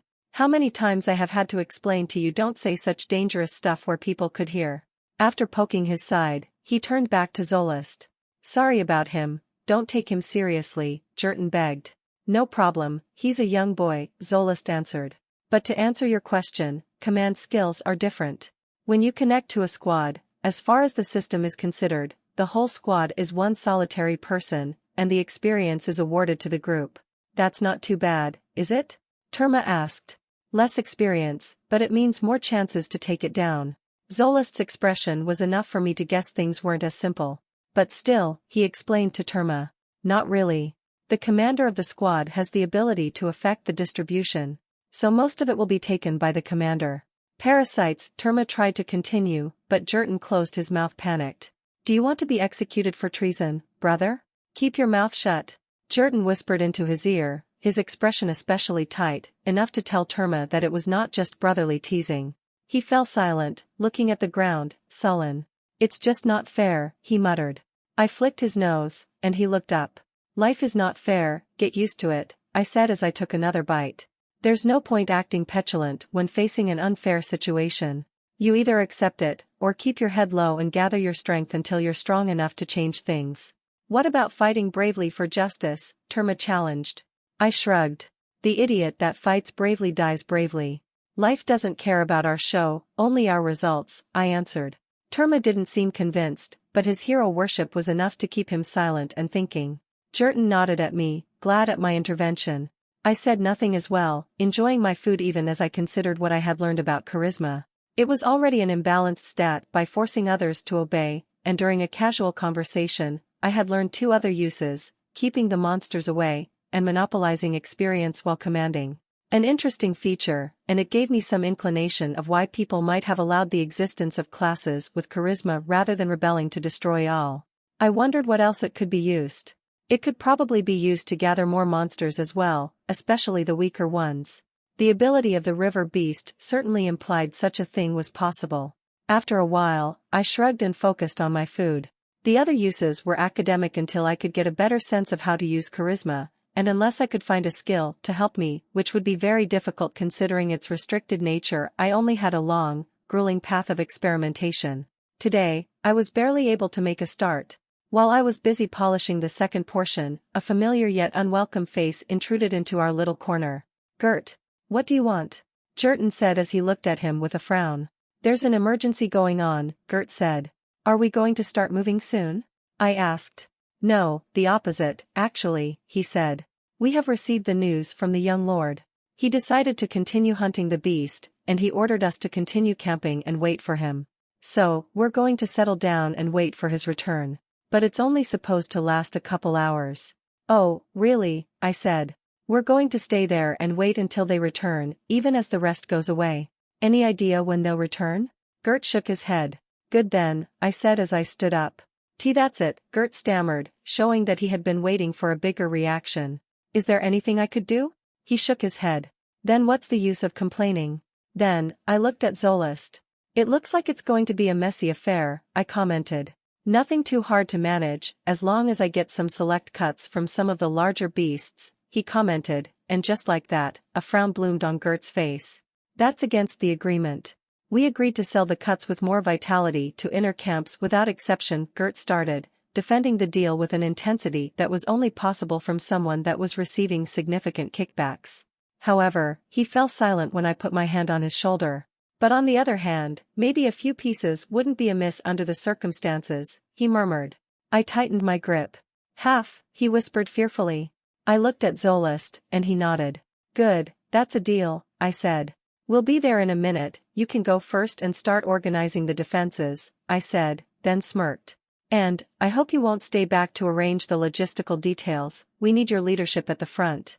I warned. Of course not, he said as he dashed away. Jurton laughed at his retreat while I turned to Zolist, looking for signs of discomfort, but he just shrugged, showing that he understood the necessity. Good. Actually, bring your cart with you, I'm sure a lot of people will be willing to pay some premium for some emergency food, I said. Without the archers, there will be a lot of wounded. That's difficult to defend, with all the monsters attacking, he said. Not really a problem, I answered. I'm sure these 3 will be enough to protect you for a share of your income, I said. And I just need some strong food. I still have a lot of health to recover. Sounds like a good deal, Zolist said, then looked at me. I expected you to argue against more, he said. I shrugged. It's not like there's anything I could do? And it's just for a few hours of delay, nothing we can't make up with some extra speed, I said. Actually, there was some. With my abilities and a lifetime of experience, I could easily sneak into one of the other camps, but why would I, when the situation was almost completely tailored to my benefit? I would stay here, away from any noble that might notice the echoes of my charisma, experimenting comfortably in gathering experience. And, even if the worst happened and monsters gathered enough to overwhelm the camp, there was always a river to function as my personal highway. No, I had no reason to get away. Instead, I gestured for Zolist to stop as he grabbed his cart. I'm the sure young man here would have no trouble helping you, right? I said as I pointed at Jurton, who blushed, yet nodded. Good, I said as I walked into the tent, and played with the bundle that held the magical sword, turning it into a rudimentary backpack and sheath combination. I didn't want to walk around with a magical sword, but leaving it in the tent was a bigger risk. Then, I grabbed my halberd, twirling it to get used to its weight once more after my most recent change of stats. The weapon was already light in my hands before, but now that my strength was almost double, the change was even bigger. The weight turned into nothing, and agility helped me to control it better. It's finally good to have a proper weapon, I commented, loud enough that several people around us heard it as well. I wanted to create gossip that halberd was my primary weapon. The reason for it was simple. I wanted to display elevated combat capabilities now that the situation escalated. My new stats had already brought a qualitative change in my capabilities, enough that I dared to push a bit more while still leaving some safety margin. Ideally, I would have stayed as an old man and hunted only the smallest beasts, but that would mean sacrificing potential experience I could gather, which would trust my safety to others. An unacceptable choice. Class, Hero. Level, 13. Experience, 0/43, 500. Health, 3/225. Experience, 18,210. Stats. Resilience, 30. Vitality, 15. Strength, 33. Agility, 22. Perception, 20. Memory, 3. Charisma 1. Locked. Stat points, 6. Skills, Archery of Destruction, 0/X. Abilities, Elevated Life, Basic, Human. Alignment, Unaligned. Stay with Zolist, I warned Jurton and the rest as we reached the edge of the camp. The smell of the food will gather a crowd, and I don't want my food to be spoiled, understood? I said as I finally put down my plate. I had recovered enough to feel confident against an unexpected situation, even some spare to experiment with charisma. Health, 182/225. Are you sure you want to go forward alone? Maybe one of us should. He started, but fell silent after I gestured to him. Not necessary, not when I finally have my weapon, I declared as I twirled the halberd, making a show of it. A part of it was to turn it into a spectacle, so that my status in the camp would be elevated a bit more to fit my warrior identity, but the real treasure I was after was the experience. I pushed forward, ignoring the larger groups as I rushed forward. People were hesitant during the night, especially with the absence of the archers, who were the ones with the necessary perception to function easily during the night. They had set several fires all along the camp to increase visibility, but that only made it harder for them to see the distance. It was to my benefit, as it allowed me to drift closer to the fires to put a show, and more forward if I wanted to pull a trick. I walked forward, ignoring the defensive line. No one bothered to stop me as I let my halberd dance. I used it with large, sweeping strikes, smooth enough to look like they were driven by skills, yet enough to kill any beast before they walked closer. Plus 23 experience. Plus 7 experience. I still let one of the beasts deliver a glancing hit and healed it only after significant bleeding. Looking strong was good, but I preferred not to look invincible. However, after a few minutes, I frowned. There were not enough monsters. Even with the monsters being unsettled, the camp was not exactly a prolific target. Standing alone, more monsters attacked me, and alone, I would probably earn about 3,000 experience an hour, maybe slightly more. Not exactly the number I was searching for. With every level requiring significantly more experience, I needed to increase the amount I gathered. It required another experiment. I went back to Jurton after a while. I'm going to visit one of the other camps, to see if I could buy some supplies, in case we stay here more than a few hours, I explained. Zolist looked resigned at my declaration, but I ignored that in favor of quickly snacking on a large plate of freshly cooked meat dishes. Are you sure that's necessary? Jurton asked. Better safe than sorry, I commented, not really in the mood to deliver an extended speech. I wanted to experiment, which would go much smoother if I used my sword instead of the halberd. I left the camp and started walking toward one of the other outer camps, yet, once I arrived at a little outcropping I could use, I changed my direction and went back toward the river. My destination was the earlier hiding spot, one with a convenient hill to hide me from the view of the others, a move that I repeated much easier without all the high-perception archers littering the camps. The farther away I got from the camp, the more crowded the monsters started to get, which was a welcome change.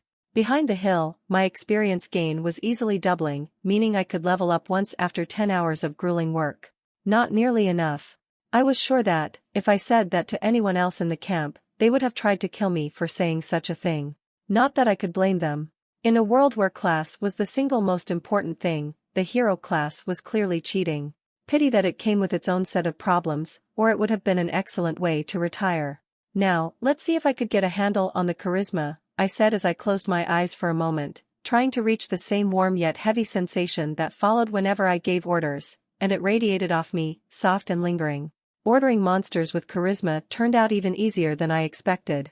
Maybe it was their instincts, forcing them to attack me already, and charisma just told them about my presence. And, just like that, my surroundings exploded into chaos I met with my magical sword. Plus 21 experience. Plus 46 experience. Plus 3 experience. Excellent, I murmured in excitement as the density of monsters had increased almost 10 times, each taking down a weak monster. It took barely half an hour for me to gather enough experience to level up once more. And, that wasn't the only advantage. The continuous charisma usage allowed me to develop a better sense of control, and soon, the simpler ways of using charisma turned into something casual. Though, there were some disadvantages as well. 15 health. The amount of health drained the constant charisma usage. Pity I couldn't repeat this without recovering, I muttered as I realized I kicked another group of beasts into the river to get rid of them, not wanting to get caught with a pile of beasts in case someone walked in. I was tempted to take a break, but I suppressed that inclination to gather more and more experience. The gathering radius of my charisma limited, and the other camps were creating better targets for bigger beasts, allowing me to gather experience without facing problems I couldn't handle. Usually, I murmured as I grabbed my magical sword and turned my gaze toward the sky, where a large bird was diving. It reminded me of a pigeon, if that pigeon was larger than a buzzard, and had claws that would make an eagle jealous. It dove silently, wrapped in darkness. Unnoticed, its attack would have been devastating, but in my perception, it had no chance to actually deal damage. I stayed tense, ready to react. I stepped to the side as it tried to pull from its dive at the last second to pull me up. A simple maneuver for a supernatural beast. At least, it would have been if I hadn't slashed one of its wings at the last moment, then rolled away before it could deliver a retaliatory strike. I'm so glad I don't have to play around, I muttered as I stood up and dashed toward the rolling beast, whose fall had been much more painful than mine. If I was trying to fake using a skill, or worse, actually using one, there was no chance for me to avoid the attack, and the forced completion of the attack would have left me vulnerable. Of course, injuring it didn't mean it was dead. The fall, despite its incredible speed, didn't do anything more than create bruises that recovered immediately. I would have complained about that, but I had survived a ridiculously high fall for that exact reason. The wound that was left by the magical sword wasn't too far behind, quick to recover. It managed to protect its head from me. Luckily, I wasn't in a hurry. With the advantage granted by the magical sword, half a minute of dedicated attack was enough to kill it, and that was with making sure the smaller beasts didn't use the opportunity to deliver damage, though less in numbers as I stopped using charisma to summon them. The result was beautiful. +6, 529 experience. I thought about kicking it away as well, but after some thought, I decided to drag it toward the hill instead. It would make a memorable return. And, maybe, Zolist would manage to cook something particularly well. Now, let's try something else, I muttered. +1 charisma. -1 stat point. I used the same charisma trick, only for the monsters to gather around me with a shocking intensity. Damn, my control is ruined, I muttered in realization, glad that I didn't try to add a few more points back when I was still in the camp. It would have caused a riot. There were advantages, like attracting even more monsters for me. And disadvantages, like the increased health drain. It took an hour for me to get enough handle to control, which was much longer than getting used to improved strength and agility. Why, I didn't know, nor did I care particularly. I was more interested in the results. +1 charisma. -1 stat point. Let's see if I could get acclimated to it before dawn, I muttered as I once again used charisma to lure monsters, repeatedly fighting. 5 larger beasts attacked in the process, 3 flying, 2 landbound, and in the end, I discarded all but 1 into the water, and decided to drag 2 with me. Carrying 6 beasts with me would have been too impressive. I didn't only fight, of course. Once every 20 minutes, I climbed to the top of the hill, observing the other camps. Every time I checked, I saw squads returning to the camps, while the carts were filled with disassembled tents. Yet, our squad had shown no sign of returning. Interesting, I thought, but then I noticed our camp started to gather as well, but in a different manner. Several carts had left our camps early, and joined the others, while about 100 carts left the other camps to join ours. Soon, I noticed the tents of our camp going down as well. Curious, as I was yet to notice our squad return. Curious, I thought, wondering if we were to move before the young noble returned. That didn't prevent me from walking, dragging 2 large birds with me, which looked more appetizing than giant rats. The little adventure had been draining, but certainly beneficial. Health, 83 to 225. Experience, 518,210. As I walked back with 2 beasts in tow, I expected 2 things. First, I expected to meet with the caravan midway as the first carts started to move, hurrying up to catch up with the others. Second, I expected to create a spectacle as I dragged 2 large beasts back with me.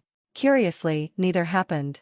As I moved back, I could see that, rather than piling the tents on the ground, they were establishing those tents again, just in a tighter manner, closer to the huge bonfire. Very interesting, as other camps were already on the move, which meant that ours would stay back. No one paid attention to me, because everyone was locked into a huge row that was going in the middle of the camp. Between several people, from all 3 gangs on one side, and Jurton on the other. Curious, I thought as I dragged forward, with most people didn't even paying attention to me, either busy watching the argument or setting the tents. Setting the camp in a tighter formation made sense. The lack of archers already reduced the overall fighting capabilities, and without the other camps, the number of beasts attacking would increase significantly. Resettling into a more permanent formation was smart. Especially since we had no idea just how long the camp would last.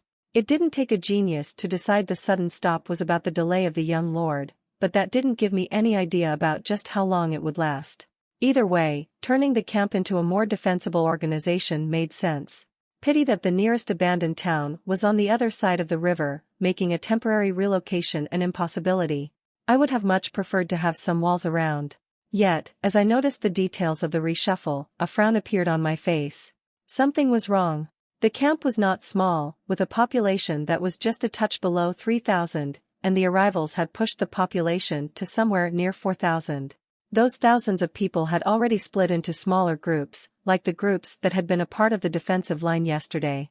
The size of the groups was significantly bigger compared to that. Back then, the average size was about 10 and the largest was just above 20 and ours was the smallest, with 5 members.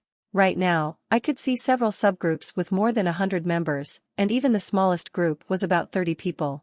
But, the way they had dispersed was interesting. The members of 3 gangs stuck together, each covering exactly a quarter of the camp, leaving the last quarter to the unaffiliated. And it was, without a doubt, the worst location, right next to the bonfire. Previously, that location was the prime location, right next to the tent of the commander, but without the knights to handle any emergency, it would be the area that would receive the most intense attacks. It didn't take a genius to realize that it was a bad idea, and considering the obviousness of it, it was clearly intentional. There were several reasons that went into its horribleness of it. The first was simple. Numbers.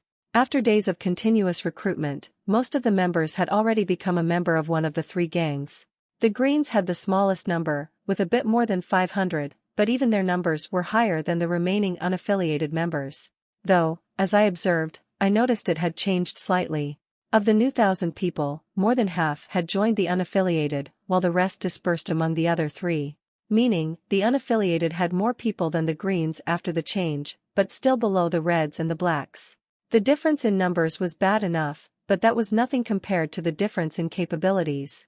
The stronger combatants had already been recruited by the three groups, creating a gap in terms of fighting capability, whether in terms of levels, classes, or equipment. I had a feeling that the new recruits had also gone through the same pattern, which only widened the gap. Combined with the danger of defending the bonfire, where the monster was already focusing, things would turn ugly. One side of the unaffiliated was held by the Blacks, and the other side was held by the Greens.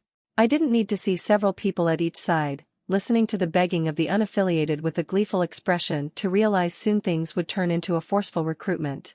Yet, even as everything going on, people's attention was on Jerton as he shouted, waving his hammer with veritable fury as he threatened all three gangs.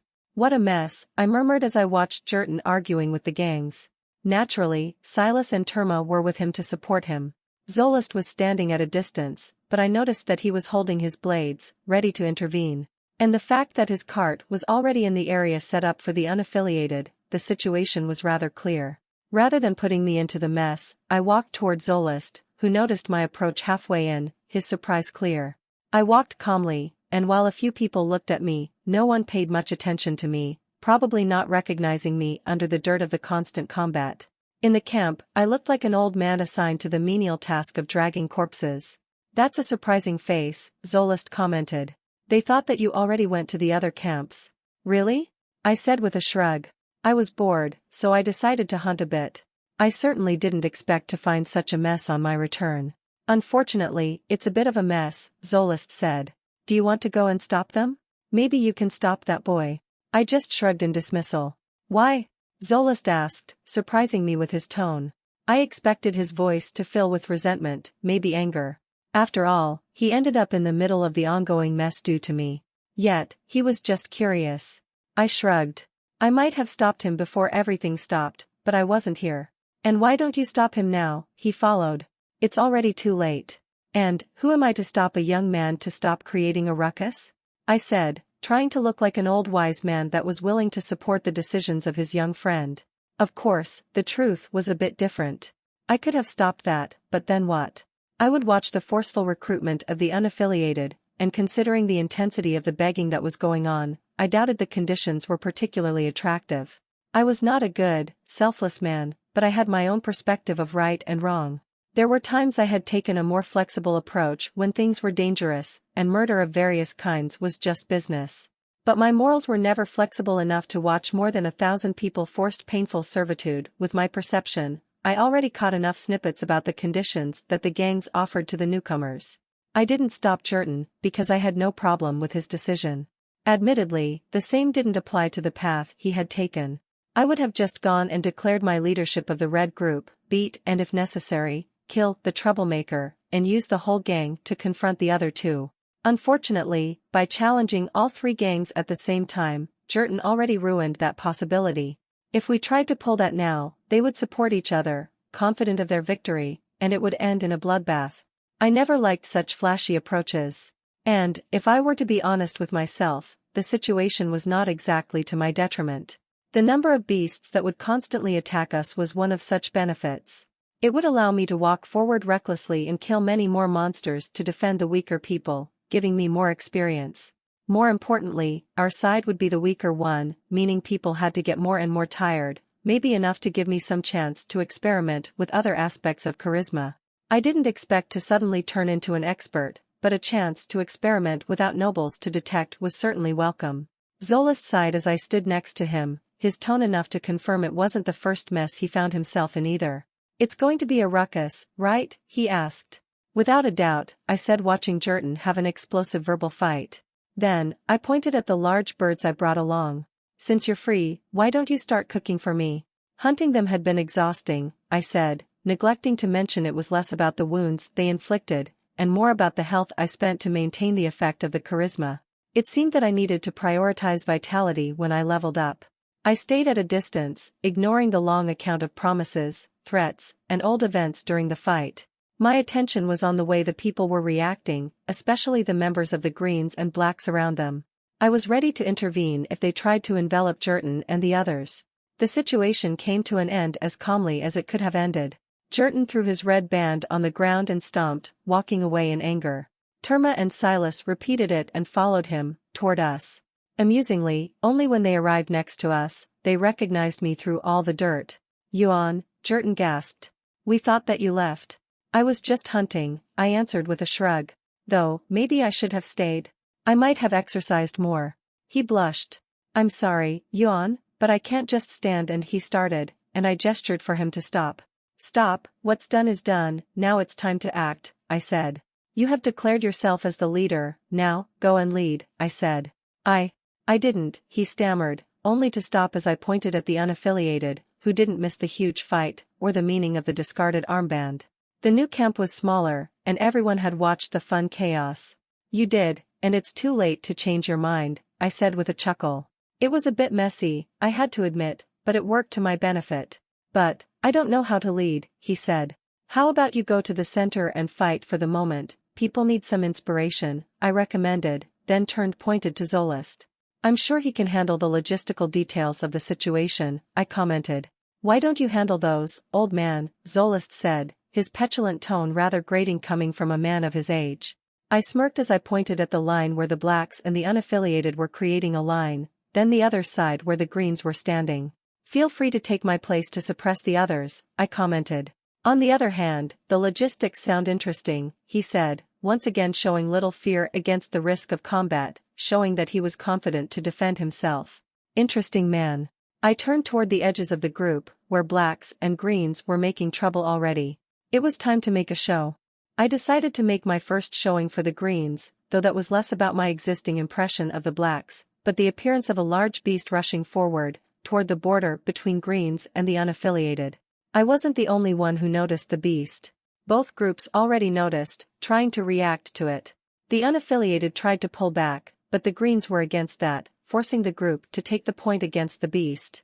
Considering the ragtag nature of the unaffiliated group put together at the last moment, armed badly, struggling morale, and with no plan for how to deal with the approaching beast, it was not far from attempted manslaughter. Or murder, I decided as I noticed one of the Greens taking the weapon of a young man, yet forcing him to stay on the line when he tried to pull back. I expected the camp to collapse without leadership, which was the whole reason I stayed, as chaos would allow me to experiment easily, but this was faster than I expected.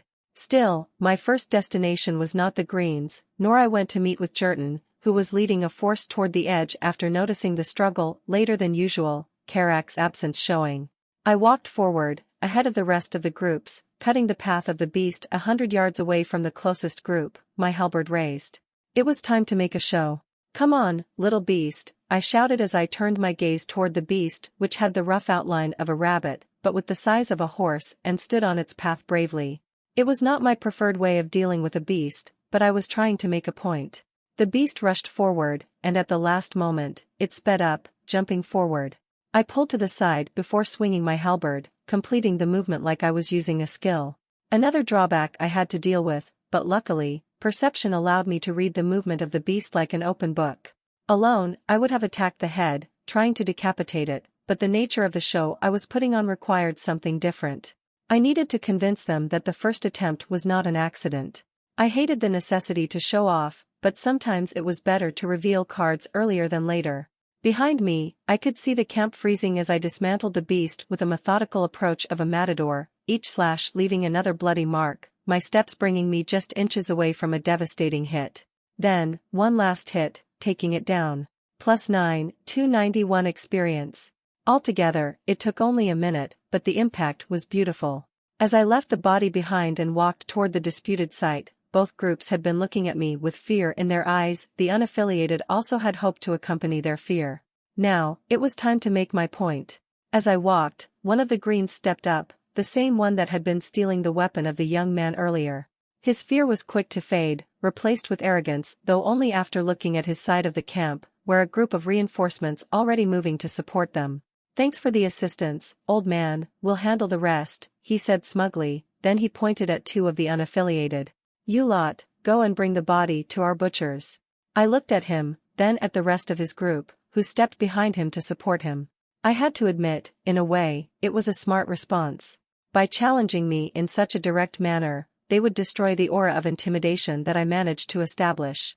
Jerton and the others were sufficiently far away, which meant we would be significantly underpowered for a brawl. Pity they were too young to factor in one thing. For that, I actually needed to pull back. My next move was not a nice move. I might even felt guilty for doing so if I hadn't watched the man in front of me steal the weapon of a young man and try to force him into a deadly battle without it. Of course, guilt wouldn't have prevented me from doing it, but still. "What are you waiting for? Move," he gasped, but that was all he was able to say before he found himself unable to say anything. Among the methods of silencing, decapitation was rather effective. "Anyone else trying to stake a claim?" I said as I walked forward, right in the middle of the Greens.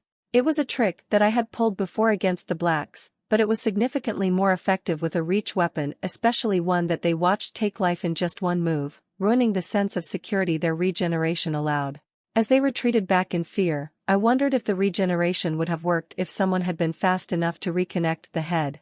"Good choice," I said as I took another step and raised my halberd. It sent them back even more. However, rather than attacking them, I drew a long line with my halberd. "Now, a little advice, anyone that passes over this line, I'll deal with personally," I declared, then turned and left. Turning my back went against every instinct I had, but sometimes, showing vulnerability was a part of the intimidation. The silence was palpable as I walked away, until Jerton managed to catch up with me. "What was that?" he said, shocked and angry at the same time. "That was what needed to be done if you want to protect them," I said as I gestured to the unaffiliated crowd that was watching us in shock and hope. "And keep your voice down if you don't want to ruin the show." Show," he stammered, shocked and disgusted. "That was a show?" "In a way," I answered as I took my position forward, near the green line. "Either they learn that we're not pushovers, or every single infraction costs the life of the people that you're trying to protect. There's no middle ground," I told him. He didn't seem to be convinced. "No, there must be a better way," he said. "Okay, tell me," I said as I pointed at the young man who had just pried the weapon from the waist of the body. "What would have happened if I didn't intervene and that boy was forced to fight without a weapon?" "He would have." He started, hesitant. "But you were already there to save him, and nothing happened." "Then, what about the next time?" I said. "What if I was on the other side, trying to push back a monster when they act out?" "But by killing one of them, didn't you push them too much?" he asked. "What if they retaliate?" "Maybe they will," I said, admitting. "But even that is better than the alternative." "What's the alternative?" Jerton asked. "All of the decent fighters being recruited by the other group, and the rest ruthlessly exploited and abused," the answer came, and I wasn't the one that answered. It was Zolist, who arrived at our meeting. I had noticed his presence, but surprisingly, Jerton didn't. Zolist was not bad sneaking around, another piece of evidence that we weren't dealing with a simple cook. I wasn't exactly in a situation to blame him. "Are you sure?" Jerton asked. "The nobles will return in a day at most." Just how bad things could collapse in a day? "Without anyone to suppress the problem, very badly," Zolist answered. "Things were already going badly before the other camps took some of the best we had and replaced them with their dregs, most too old to even properly fight," he said. I coughed pointedly. "Present company excluded, of course," Zolist continued. "I have seen this before. Even if the noble returns, things will continue to deteriorate. What Yuan did, while violent, was necessary. Unless we have someone strong enough to keep a lid on the situation, that's the best we can do." I was interested in Zolist's mention of the young noble, mentioning his return as a probability rather than a certainty. If someone else said that, I would have ignored it, but Zolist had the habit of choosing his words carefully. "There must be another way," Jerton commented. I sighed, preparing to give Jerton a reality check, and just trying to decide which direction would have been more efficient, not wanting to shatter his enthusiasm for doing so. But then, I noticed Zolist looking thoughtful as well. He had a solution as well.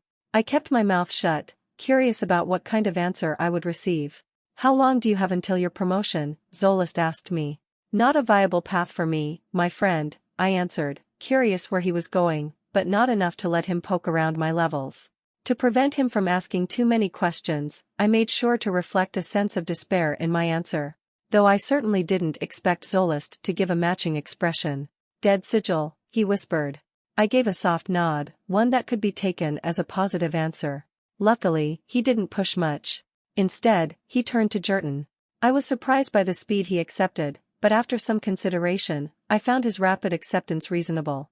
After all, why should a competent warrior slum at the worst possible camp if he didn't have a problem? Whatever a dead sigil was, it sounded sufficiently serious. "How about you, young man? How far away are you from your promotion?" "I'm level 28, Jurton whispered back, careful as he looked around, showing that he was giving up a large secret. "That's not bad," Zolist said. "How much until leveling up?" he asked. "About halfway," Jurton admitted. "Good. So, you will require about 200,000, and about 150 for your last level up. That should be doable with a temporary ward," he said. I held back my surprise as I heard that numbers. For me, even at level 13, I needed over 100,000. I didn't even want to imagine how much I would require later on though. I had a feeling I wouldn't find many sympathetic ears if I tried to complain about that. "You can establish a ward." "Are you a priest?" Jurton gasped, luckily with enough presence of mind not to shout. "No, but I learned a few things," Zolist answered. "Now, all you need to collect that experience, and bring me 3 decent carcasses to power up the wards. I'll handle the rest." "But, 200,000, that would take weeks to collect, even at this pace," Jurton argued. "Not if I help you, young man," I answered as I patted his shoulder, more than happy to help him kill a few beasts, especially if he could once again steal the attention of the camp and allow me to poke around happily. I turned to Zolist. "Do you think you set up the ward before noon?" I asked. Zolist nodded, but Jurton gasped in shock. "Until noon, impossible. Be ready for the most exhausting day of your life, young man," I said as I twirled my halberd. "Can't we rest for just 5 minutes?" Jurton gasped as he ran behind me as we rushed forward to cut the path of another beast before they could meet with the second line. For the last 4 hours, we were continuing our extremely exhausting pace of fighting on the front line of the camp, an elytras away from the other line, rushing back and forth to kill any large beast that was on the path of meeting with the line of the unaffiliated. I even used charisma sparingly to occasionally draw the more crowded waves of the smaller beasts, which allowed the smaller beasts to gather around me, only to be cut down by my halberd. I had lost my earlier hesitance to show off for one important reason: the reaction of the knights against that elephant-sized tiger. With their incredible performance, I developed a better understanding of what might have been truly threatening to the ruling powers, and what I had was certainly not that. That didn't mean I loved the necessity to show off, but ultimately, it was a good compromise between getting stronger and hiding my real secrets. "No," I answered. "We're almost about to reach noon," and I challenged him that we'll be ready before noon. "I'm not going to fail because of your slow feet, boy." As amusing as it was to push him, it wasn't my aim as I teased him. No, it was just a welcome side effect as I experimented on another charisma trick, trying to create that command connection between us. It was slow going, and for a few times he had realized the weirdness, but his straightforward nature made it easy to convince him it was just his exhaustion acting up. A lengthy experiment, but not a waste. +5 experience. The notification brought a smirk to my face. Not because of the immensity of experience. At this point, 8 points didn't mean anything to me. I had a simpler reason for my excitement. The first successful connection between me and Jurton. It wasn't flawless. The beast that died under Jurton's hammer was worth about 50 points for me, meaning I barely managed to take 10%. Of course, there were other interesting implications, like the fact that Jurton only got 1 point from that kill, but those implications, I left for the future. Presently, I was more interested in the immediate implication. It didn't help if I gained experience from Jurton, as I could have killed the beast faster. But what if I could extend that to hundreds of people all along the line? As I faced another large beast, this time another rat, I let Jurton take the point against the beast, supporting him from the side. Of course, my support made sure the beast couldn't find an angle to deliver a blow to Jurton, who was allowed to beat it down aggressively. He had the necessary strength to handle the task easily as long as he didn't need to worry about the counterattacks. I just hoped that he didn't develop some dangerous habits. That's the last of it, Jurton said as he took down the beast. Let's go back. I just nodded, moving back, acting like half of the camp wasn't watching us. Both the blacks and greens watched from the back, but neither passed the border, just relying on watching us from a distance. A more established gang would have retaliated immediately, but their recent establishment worked to our benefit. Excited for your promotion? I asked even as I killed a bird that was attacking us, the number of smaller beasts increasing with each second. Maybe, he answered as we walked forward. It's a bit surprising with everything going on. I didn't have the time to think. It's something I was working on for the last year. I didn't expect it to be completed in just a day. That's life. It's easier to achieve things once you have the proper tools, I said. Allowing him to gather enough experience twice was only easy because of my overwhelming combat ability. It was not impossible to replicate for the others, but clearly, the knights and other nobles didn't have any intention to babysit the random farmers. As we walked back, the camp parted around the others. The members of our camp had looked at us with reverence. Yet, I was happy to see it was mostly Jurton that was the target of their gazes. While fighting, I made sure to look at him as more inspiring. A young, strapping man that could take down a beast in several blows in a few seconds was much more impressive than an old man that required more than a minute to achieve such a feat. At least to the amateurs. Luckily, after the latest exodus, the camp was devoid of anyone I could treat as a professional. Well, except for Zolist, who was watching me with a renewed expression of interest, I had no chance but to let it slide. He had his secrets, I had mine, and unless one of us was willing to shed the polite fiction around it, it would stay that way. That was a nice day of work. Now, why don't you go and take a midday nap, boy? I said as I looked at Zolist, who pointed to a large tent. Unlike the tent that had been used in the inner camps, it didn't have silver runes coloring the fabric, but as the wind blew the flap of the tent, I managed to get a glimpse of the interior. And saw a large, complicated pattern, drawn on the earth, one that gave me the impression of power. It was not mere decoration and establishing that clearly exhausted Zolist, as evidenced by his expression. Let me show you your new tent, Zolist said and led Jurton toward it. Then, before entering, Zolist pointed to a large plate. Your lunch is there as well, he said before he entered, and firmly closed the tent. A good excuse for me to stay around just in case someone tried to barge in. However, as I grabbed the plate, I moved around, looking for a gap in the tent. Zolist tried to keep the tent completely closed, but the material didn't allow it. With the gap, I could see what was going on. Jurton stood at the center of the tent, and soon, the distinct glow of the leveling appeared around him, but rather than spreading around like the times I leveled up, it was pulled into the pattern and disappeared. Soon, another glow appeared, and disappeared just as well. Jurton was level 30. Now, to the promotion, kneel down and pray for your God, so that he could know your heart, and maybe bestow the mercy needed to survive in this dark world, he started as he stood in front of Jurton. So much for not being a priest. Jurton stayed on his knees, praying for a long time. I have something else, Zolist said. Something that can help you to not only survive, but also help to protect everyone in the camp. But I want you to promise you're not going to reveal the truth about it, Zolist explained, whispering, his voice soft enough that I was barely able to hear despite my advanced perception. Jurton started, only to freeze when Zolist pulled a box, one that was made of silver with gold runes around. It was smaller than the box the guard had used to hide the blue stone, but then opened, and the intensity of its glow surprised me. So did the color, a shockingly bright green. Is this an ability stone? Jurton gasped in shock. But, that's a treasure. Even a noble. Jurton gasped, his tone lingering. Would spend a fortune on that, only to use it for his own luxury, and nothing else, Zolist answered, his tone sharp and unyielding. That's why I'm going to seal the information so you can't reveal it to others. There was clearly a story behind his distaste, one that I had no intention of going around poking others' life stories. I had more than the sufficient number of my own issues to deal with. The ability to seal the information was another fascinating detail, but with a world where any noble could use magical interrogation, it made perfect sense. Do you accept this mission to protect the innocent? Zolist said. I accept, Jurton answered. Zolist pressed the stone against Jurton's temple, and it turned into a soft, golden glow, infusing Jurton's skin. The promotion was different than leveling up. There was no sudden explosion of light, just a slow merging with the golden glow. Jurton paused, and started to look into the emptiness. I remembered from my own experience that it wouldn't last in the reality, merely a few seconds once it started, though it lasted more mentally. Then, Jurton stood up, looking at his hands with elation on his face. That ability, it's impossible, Jurton gasped in shock. It's a gift. I have already sealed the information so you can't talk about its origin. Still, make sure you don't show off too much near a noble, not unless you want to be forcibly recruited to their house, Zolist said. Now, go and defend the camp. Satisfied, I went back to the seat Zolist had prepared for me, and finished my food. With Jurton strong enough to anchor the unaffiliated, I was free to experiment freely.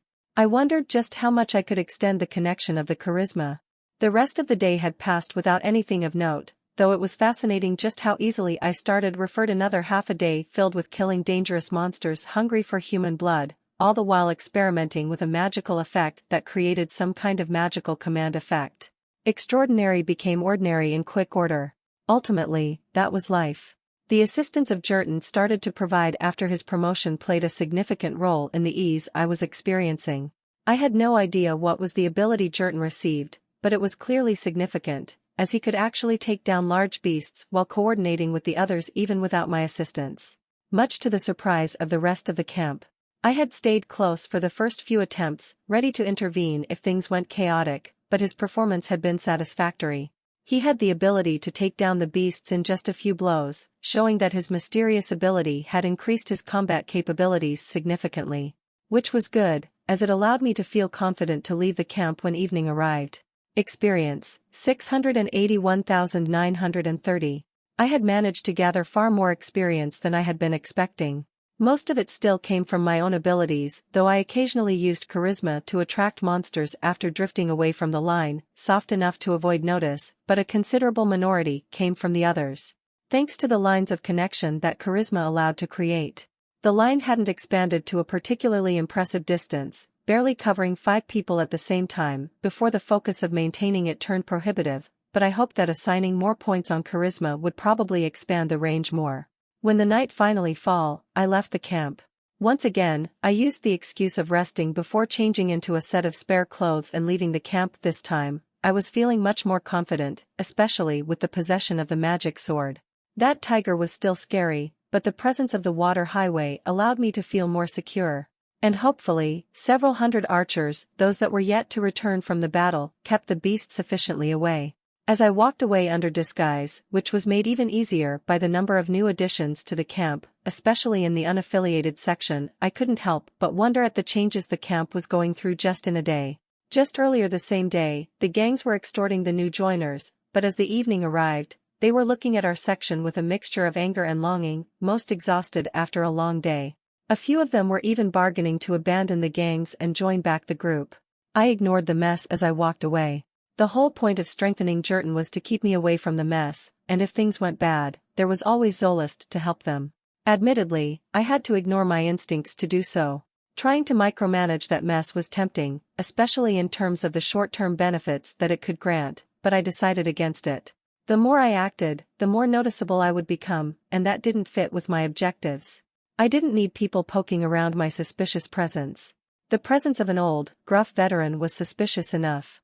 Luckily, Jurton was young and strong, and the more I interacted with him, the more I realized Zolist was mysterious enough. Together, they should be able to create a reasonable story about their strength that kept me only in a supporting role once the young noble returned or, quoting Zolist, if he returned. I took the same path. Follow the riverbank upstream, and kill the beasts on my path. The only exception I made was the speed. Unlike the previous attempt where I took a pace that was slower than an ordinary walk, I was running. With nobles gone and the other camps already away, most of my concerns were gone. And, since tonight the clouds weren't too thick, I would have caught any flying device before they discovered me. The closest was just a glint, and I doubted that they would bother to come down. Even if they did, the river was there as a convenient escape vehicle. With the magical blade, I was confident in taking down anything smaller than that tiger, and this time, I was paying much more attention to the other side of the river to avoid such a last-minute disaster. However, I didn't expect to meet with another beast just as strong. The nobles wouldn't have reacted with their passionate fervor if such beasts were common. Even if the worst happened, I still had my own personal highway to escape. Let's kill some beasts, I murmured once I had drifted sufficiently away from the camp, and used charisma to lure the monsters closer, the magical sword allowing me to kill them with shocking efficiency. Running close to my full speed, an hour was enough for me to cover more than 20 miles. While strength had only a minor impact on my speed, with that many points assigned, the minor impact had still reached a shocking point.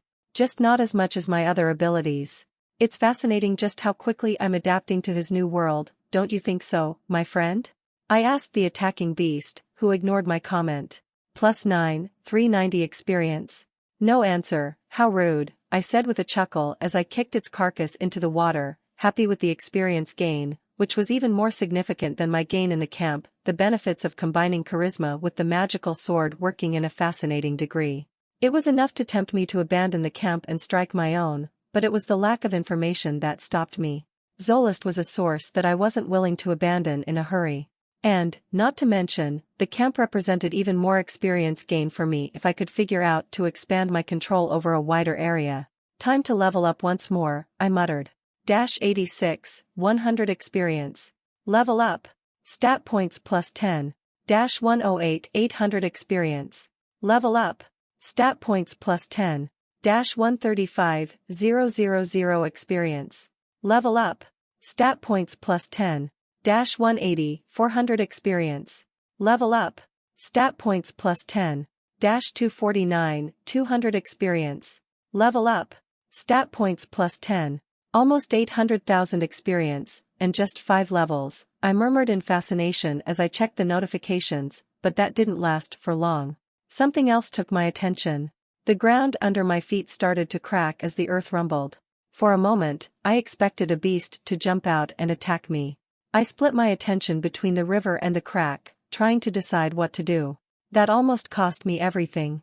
I caught a glint at the cracks, one that sent my skin tingling. I rolled back as fast as I could manage, and halfway in, I felt a sense of hate. It was a subtle, fleeting sensation. I wouldn't have even registered it without resilience allowing me to pinpoint such intrusions. Yet, there was no beast that was responsible for it. Just a plume of fire, bursting out of the ground like a miniature volcano. Okay, maybe the fear of the beasts isn't the only reason they are strict against leveling, I murmured as I hurriedly threw myself to the river, more afraid of patrols such a show might drag than the creatures in the river. As I started fighting against the sea monsters once more, I found myself revisiting my assumptions. Clearly, leveling was more complicated and dangerous than I had first assumed. This was frustrating, as it meant not only I had to be much more careful, but also I had to change a lot of plans and add Zolist to the mixture more directly. The only good thing in this mess, I wasn't dealing with that river monster, which allowed me to focus on more immediate needs without distraction. Now, how to assign my gains, I thought as I started dealing with the monsters that did their best to surround me, but dying easily. +10 vitality. +10 charisma. +5 resilience. +5 agility. +5 perception. +5 strength. +2 memory. -40 stat points. In the end, I decided to spread my stats relatively equally, with the only exception of memory. It was useful, but unless I started to deal with a shocking amount of information, I was willing to keep that lower than the other stats. Naturally, I kept some of the stats free for an emergency, either to assign to physical stats under threat, or enhance charisma, as needed. Vitality and charisma, I assigned more than the others. Charisma, because I needed that to increase the speed of my experience gain, vitality because I needed more health to make sure I could use charisma for longer periods of time, not to mention, survivability was useful in a world filled with monsters. For the rest of the swim, I forced myself to develop a rudimentary control of my charisma, which was important because I had changed my mind about sticking around at the edge to kill some more monsters. No, I needed to return to the camp to have a talk with Zolist. Killing more beasts away from the camp had a certain amount of temptation, but a literal earthquake and volcanic burst in response to my leveling showed that it was not a sustainable path. The natives clearly had their own reasons to keep that restricted. Instead, I returned to the camp, using similar tricks to the last time. It was harder to do so without the young noble distracting the camp on the other side, but the stat increase was more than enough to compensate for the increased challenge. A few minutes later, I was safely at the camp. It was tempting to go directly to Zolist and have a talk, but a lifetime of habit prevented me from doing so. Ignoring routine information gathering in favor of important objectives was always tempting. But that was how people ended up dead. Instead, I stole a cloak and walked around the camp, perception making it much easier to listen to the random discussion. I first focused on Jurton's little group. I deliberately didn't call it my group, even in my mind. I was not in a position to enjoy that entanglement. I would soon disappear, leaving them alone. My identity in this new world didn't allow anything else. Sooner or later, a situation would occur to force my full range of abilities to the open, forcing me to run. The best I could do was to make sure their little group wouldn't implode the moment I disappeared. A fitting payment for their help. They didn't know how much they helped me, of course, but that didn't matter. One way or another, I paid my debts. What I could observe gave me hope. For once, they were not without identification anymore. They were wearing blue bands around their arms, giving them easy chance to separate from the rest. Fascinatingly, they even went a step further, and started calling themselves Azure Guard. More than one member was bragging about their name. Their happiness came at the cost of the other groups. They were already bleeding members. As I walked around, I saw some reds and blacks changing groups after some intense discussion. Few tried to intervene, but the other members held them back. I had heard the name Yuan being thrown around more than once as they held the others back, showing that the intimidation factor was still alive and well. It was a good thing to have. Murder was always distasteful, but sometimes, one kill prevented 100. Still, as I walked around, I slowly started to develop a frown, for two reasons. 1. The Greens were not bleeding any members. At least not in a significant amount. They bled a few here and there, but it was easy to see they were not exactly the most critical members of the group. The second suspicious point was some of their tents. I couldn't hear anything from them, not even people breathing, which was rather suspicious of my exaggerated perception. I should be able to listen to what was going on. I suspected something magical. I took a note to watch the Greens more carefully, but didn't take any more action before I went to the camp to talk with Zolist. I stumbled to a celebration, where Silas stood at the center, looking like she wanted to be anywhere but the center of attention. She wasn't exactly a people person, which made the number of people celebrating her promotion rather amusing. With the party providing me some concealment, I sneaked toward my target. "It seems that they are working hard," I said. Zolist flinched. "Are you trying to kill me?" he answered, a scowl already on his face. "Don't be such an old man, that's my job," I said, which didn't help his scowl any. "So, another promotion," I said. "Yeah, it worked faster than we expected," Zolist answered, but his voice was not exactly celebratory. I wasn't surprised by that. I had seen the signs already. "The monster attacks are increasing," I commented. "Faster than I expected, even with the camps going away," he answered. "The distraction is finally coming to an end," he added. I noticed something in his tone, some kind of certainty. "You know why the monsters are reacting like this," I suddenly commented. He looked at me sharply. Our gazes met and he started exploring that detail, trying to see if I was bluffing. I was not. "You're a troublesome old man," he murmured. I gave him my patented smile, the one that made other godfathers shuffle in discomfort. "Let's take a walk." I nodded and we left the camp behind, even ignoring the patrols. People looked at us as we left the camp, but their gazes were more envious than suspicious, probably assuming I was going to assist Zolist in power leveling. A reasonable assumption, especially since I could see Jurton at a distance, helping his brother level up. "So, was that Jurton's idea to help to focus on his group first, or did you have to poke him a bit to make that decision?" I asked even as I killed a beast that drifted dangerously close with my halberd, keeping my magical sword hidden. Plus 14 experience. "I had to force that idiot," Zolist answered, exasperated. Otherwise, he was going to listen to the newcomers, about how it was better to level up the ones that were close to leveling up, for safety. "And probably immediately leave for the other groups," I said. "How did you convince him?" "I had to threaten him not to help the others level up. I have no intention of dealing with even more trouble." "The others still don't know you're the one enabling it, right?" I asked, and he nodded. "By the way, can you set up something similar to the tent in that other camp, to help more people level up?" "I don't have the necessary material," he said. "What exactly do you need?" I asked. He countered with another question rather than answering. "Do you think that we'll need such a preparation?" he asked. I didn't answer immediately, instead pondering his tone, with a fatalistic edge. "Why bother asking questions when you already have the answer?" He nodded. "I need a lot of ingredients. 20 dirhams of silver at a minimum, preferably with better purity than the garbage that's being used in the camp. A few gems with significant purity wouldn't be amiss as well, he said. That's a tall order, but not impossible, I murmured. Dirham was another measurement of weight, 250 denikas, which came to around 3 pounds. Which meant he needed more than 60 pounds of silver. I suspected that the whole camp didn't have that much silver. That's the minimum we need. Without that, we can only use the inefficient way. By the way, how does it actually work? I said, wanting to get some less sensitive information before I moved to the topic I really wanted to dig into. Why can't we just level out in the open? Because the evil reacts against the blessing of the gods, Zolist answered, his voice automatic, like a priest delivering a sermon. To be fair, I had a feeling it was exactly the case. More practical terms, if you prefer, I answered. I'm an old mercenary, and I could do without some moral judgments from a banished priest. It was a risky assumption, but the way Zolist flinched confirmed my guess. You're truly a troublesome old man, he murmured, and I smirked. I wasn't just digging at him for no reason. I wanted him to be distracted with his own secrets to not focus on my questions. I didn't want to reveal just how little I truly knew about the world.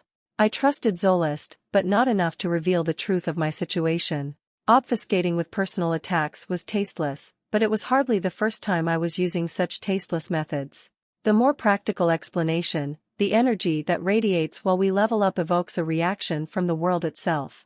The lower levels are not a big problem as long as the area is not experiencing a build-up. It disperses easily, and merely gathers the beast in our immediate surroundings. Nothing that couldn't be handled with some preparation. He took a deep breath while I dealt with a few more attacking beasts. The real problems start after the second promotion. With the experience required to reach millions, the side effects start to get stronger. Not only do the beasts gather, but the weather goes bad as well. Even the very ground we stand starts spewing fire, very dangerously. Is this the worst that can happen? I heard some stories. I murmured. No, that's not the worst that could happen. The planet has its own protectors, and in case of emergencies, they respond. He chuckled darkly, his tone suggesting he was talking firsthand. Believe me, you won't like their attention. So, how does silver help to suppress the side effects? I asked, choosing not to push him more.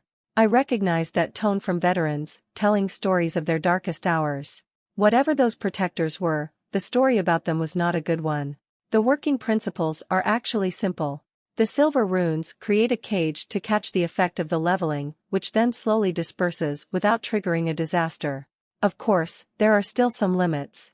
There's only a limited amount of glow silver could hold, and it needs to eventually disperse before it could be used again. And, since it disperses to the area, it's not possible to build the array too close together. I'm guessing that's where the gems come in, I guessed. Exactly, Zolist jumped. The gems are used as storage. By replacing the gems, the arrays could be used more often and set closer together. Then, the gems could be cleansed further from the encampment. A nifty trick, though sounds like a logistical challenge, I said as I stepped forward. The reason, a giant rat, attacking us. 3 slashes were enough to leave it limbless. Do you want to do the honors? I said as I pointed to the beast that was just waiting for the last hit. Unfortunately, leveling is not really an option for me anymore, he murmured, his tone despondent. As you wish, I said as I slashed, taking down the beast. Plus 8201 experience. I said nothing else, realizing I had touched another sensitive spot and was not willing to push him more. We walked for another 5 minutes, getting away from the camp as we dealt with the beasts. Finally, we were sufficiently away from the camp. Let's talk about the important stuff, I declared. What's the truth about this sudden evacuation? Zolist's first response to my declaration was a long, lingering sigh. You're asking very difficult questions. The kind that will get very dangerous if they spread. Don't worry. I didn't get to this age of blabbing about things that were best left buried, I answered. Living as a mercenary taught me a lot more than just fighting. I can see that, Zolist answered. He paused a bit, looking around. The question you ask has a complicated answer, one that has to do with the gods. I can keep my heresy suppressed for a while, don't worry about it, I said. Now, spill. At the beginning, there were only gods, living in harmony, at the center of the universe, in alignment, bringing order to the existence of the chaos, he said.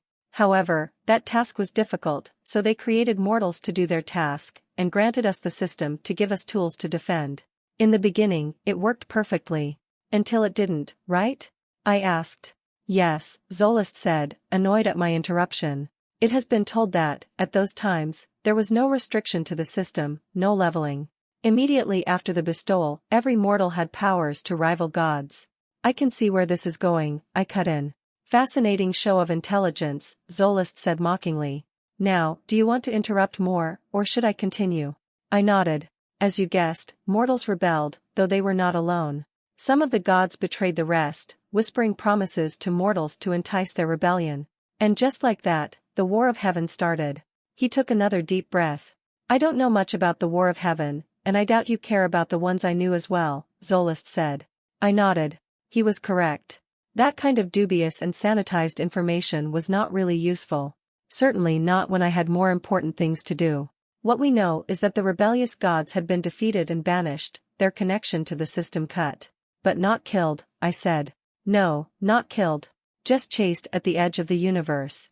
And there, they had embraced the chaos, wielding it as a weapon against the order, to destroy everything that they had been denied. I'm guessing that those monsters that somehow radiate that disgusting red energy is somehow linked to those evil gods, I said. You have seen them, Zolist declared. From a great distance. I was in the forest, hunting, when I saw a monster-filled castle flying into the clouds. I started, only for Zolist to gasp in shock. I'm guessing you didn't know that detail. No, I did not, Zolist said, his voice the sharpest I had ever heard. He examined me carefully, and I even felt some kind of energy spreading. I had a feeling only my exaggerated perception allowed me to feel the subtle energy, and it didn't feel offensive, so I acted unaware. How close you were? It seemed important. Around 25 Elytris, I said, even though admitting that meant I had revealed some of my capabilities. Still, it was worth squashing his other suspicions. Not that I blamed him. That red energy was bad news. You must have a really impressive perception, he said. And level, he added. Why the hiding? Similar to you, I didn't want to deal with the hassle. The mess that's going on is not someone that has already retired, I said. Especially for someone that always lived at the border, hunting leisurely. You're a ranger, Zolist guessed. You can say that, I answered, deliberately smirking in a mysterious way. It seemed that I was going to spend a lot of time with Zolist, and it was better to keep him guessing rather than reveal the truth. Positioning myself as some kind of ranger was a part of it, explaining my combat capabilities and my lack of knowledge at the same time. That didn't solve all suspicious points, but I was hoping that Zolist assumed some questions I asked despite knowing the answers just to conceal the truth of my situation. Zolist sighed. Returning to your question. You remember me mentioning the banishment of the rebellious gods, he said, and I nodded. It meant they were cut from the system, and along with it, their ability to empower mortals. I have a feeling they didn't just accept that. No, they discovered a way to corrupt our connection with the system. They can't empower us with the connection of the system like the gods are able to, but they can steal and corrupt those connections. The promotion rituals are especially vulnerable. Their unique brand of mana allows them to suffocate the message of the gods and replace it with their seductive whispers. I'm guessing that's the red energy. Yes, and you're lucky you had seen it from such a great distance. Even the smallest amount has the ability to corrupt unless a priest is willing to waste a lot of mana to purify it, he said. My own experience showed it was not that difficult, but in his defense, I had a lot of unique advantages, and no way of knowing how they interacted with it. That sounds bad. Was that why every monster was desperately throwing themselves into that castle? Yes. Chaos mana is cursed, and everything fights against it. When it's present, the planet ignores the system and the mortals and focuses on the corruption instead. Isn't it good news that the monsters are returning to attack us? I said. It was, until you revealed a flying castle was corrupted, Zolist answered. Didn't you already guess it? I said, pointing at yet another flying castle moving toward the forest. Why should the military continue to move if the corruption had been suppressed? I was hoping that they were trying to establish a dungeon at the point of breach. It's a good way to hit back against the chaos.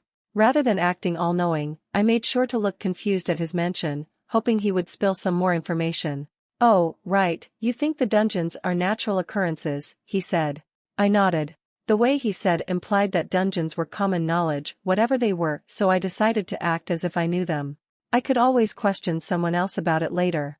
Actually, dungeons are artificial, though, at this point, it's more of an open secret. They are seated by the church, on top of the spots with dense mana. It slowly drains the mana and turns them into single-type monsters and rewards, rather than dangerous natural disasters, or gods forbid, protectors. And, chaotic mana? I asked. Those dungeons work a bit differently. They can't be controlled by seed, and as a consequence, they are much more dangerous, spewing much more dangerous monsters, especially if left unattended. They are riskier, but they also offer better rewards. And, I'm guessing, stealing the power from the chaos gods at the same time. Exactly, Zolist answered. The breaches are their only way of invading the mortal plane, and dungeons turn those attempts into nothingness. Then, he shivered. Unless a breach occurs, of course. I faked a shudder, understanding the implication of what he had just mentioned. I'm guessing that it's more or less the whole story, I asked. A chaos god is trying to invade us, and he has a flying castle to create as many gates as he wants, while the military tries to plug the holes. And, they are evacuating us to deny the corruption to take hold. A masterful summary of the practical aspects, he said as he turned back, and started walking back to the camp. He seemed to explain all that he needed. I was happy with it as well, so I followed him. I could ask him more questions, but with my own alien status, I was afraid that the questions would reveal more of my secrets than his. I could always use charisma to question others to understand more about the world. So, what do you know about our noble brat? I asked as we returned. Nothing much. As far as nobles go, he's harmless. He's from a small barony, and he's the last member of his house, with nothing to his name other than a few retainers that had followed his father. I don't know much about him, but considering he is assigned to our camp, his estate is either gone, or under the control of reagents assigned by the crown. I thought that someone had mentioned a brother or something? Lies, just to make it look like he has more support. He has no one but his retainers, Zolas declared. Interesting, I murmured, thinking about following up, but after a while, I discarded that. A young, spoiled noble was a good target to integrate to further hide the true nature of my situation, but the effort that was required to convince a bunch of old, suspicious retainers was not worth the trouble. Silently, we returned to the camp. I still wanted to test the effects of my enhanced charisma. I might not be in a hurry to use the experience I earned, but it was better to have and not use it than the alternative. I had a lot of work to do.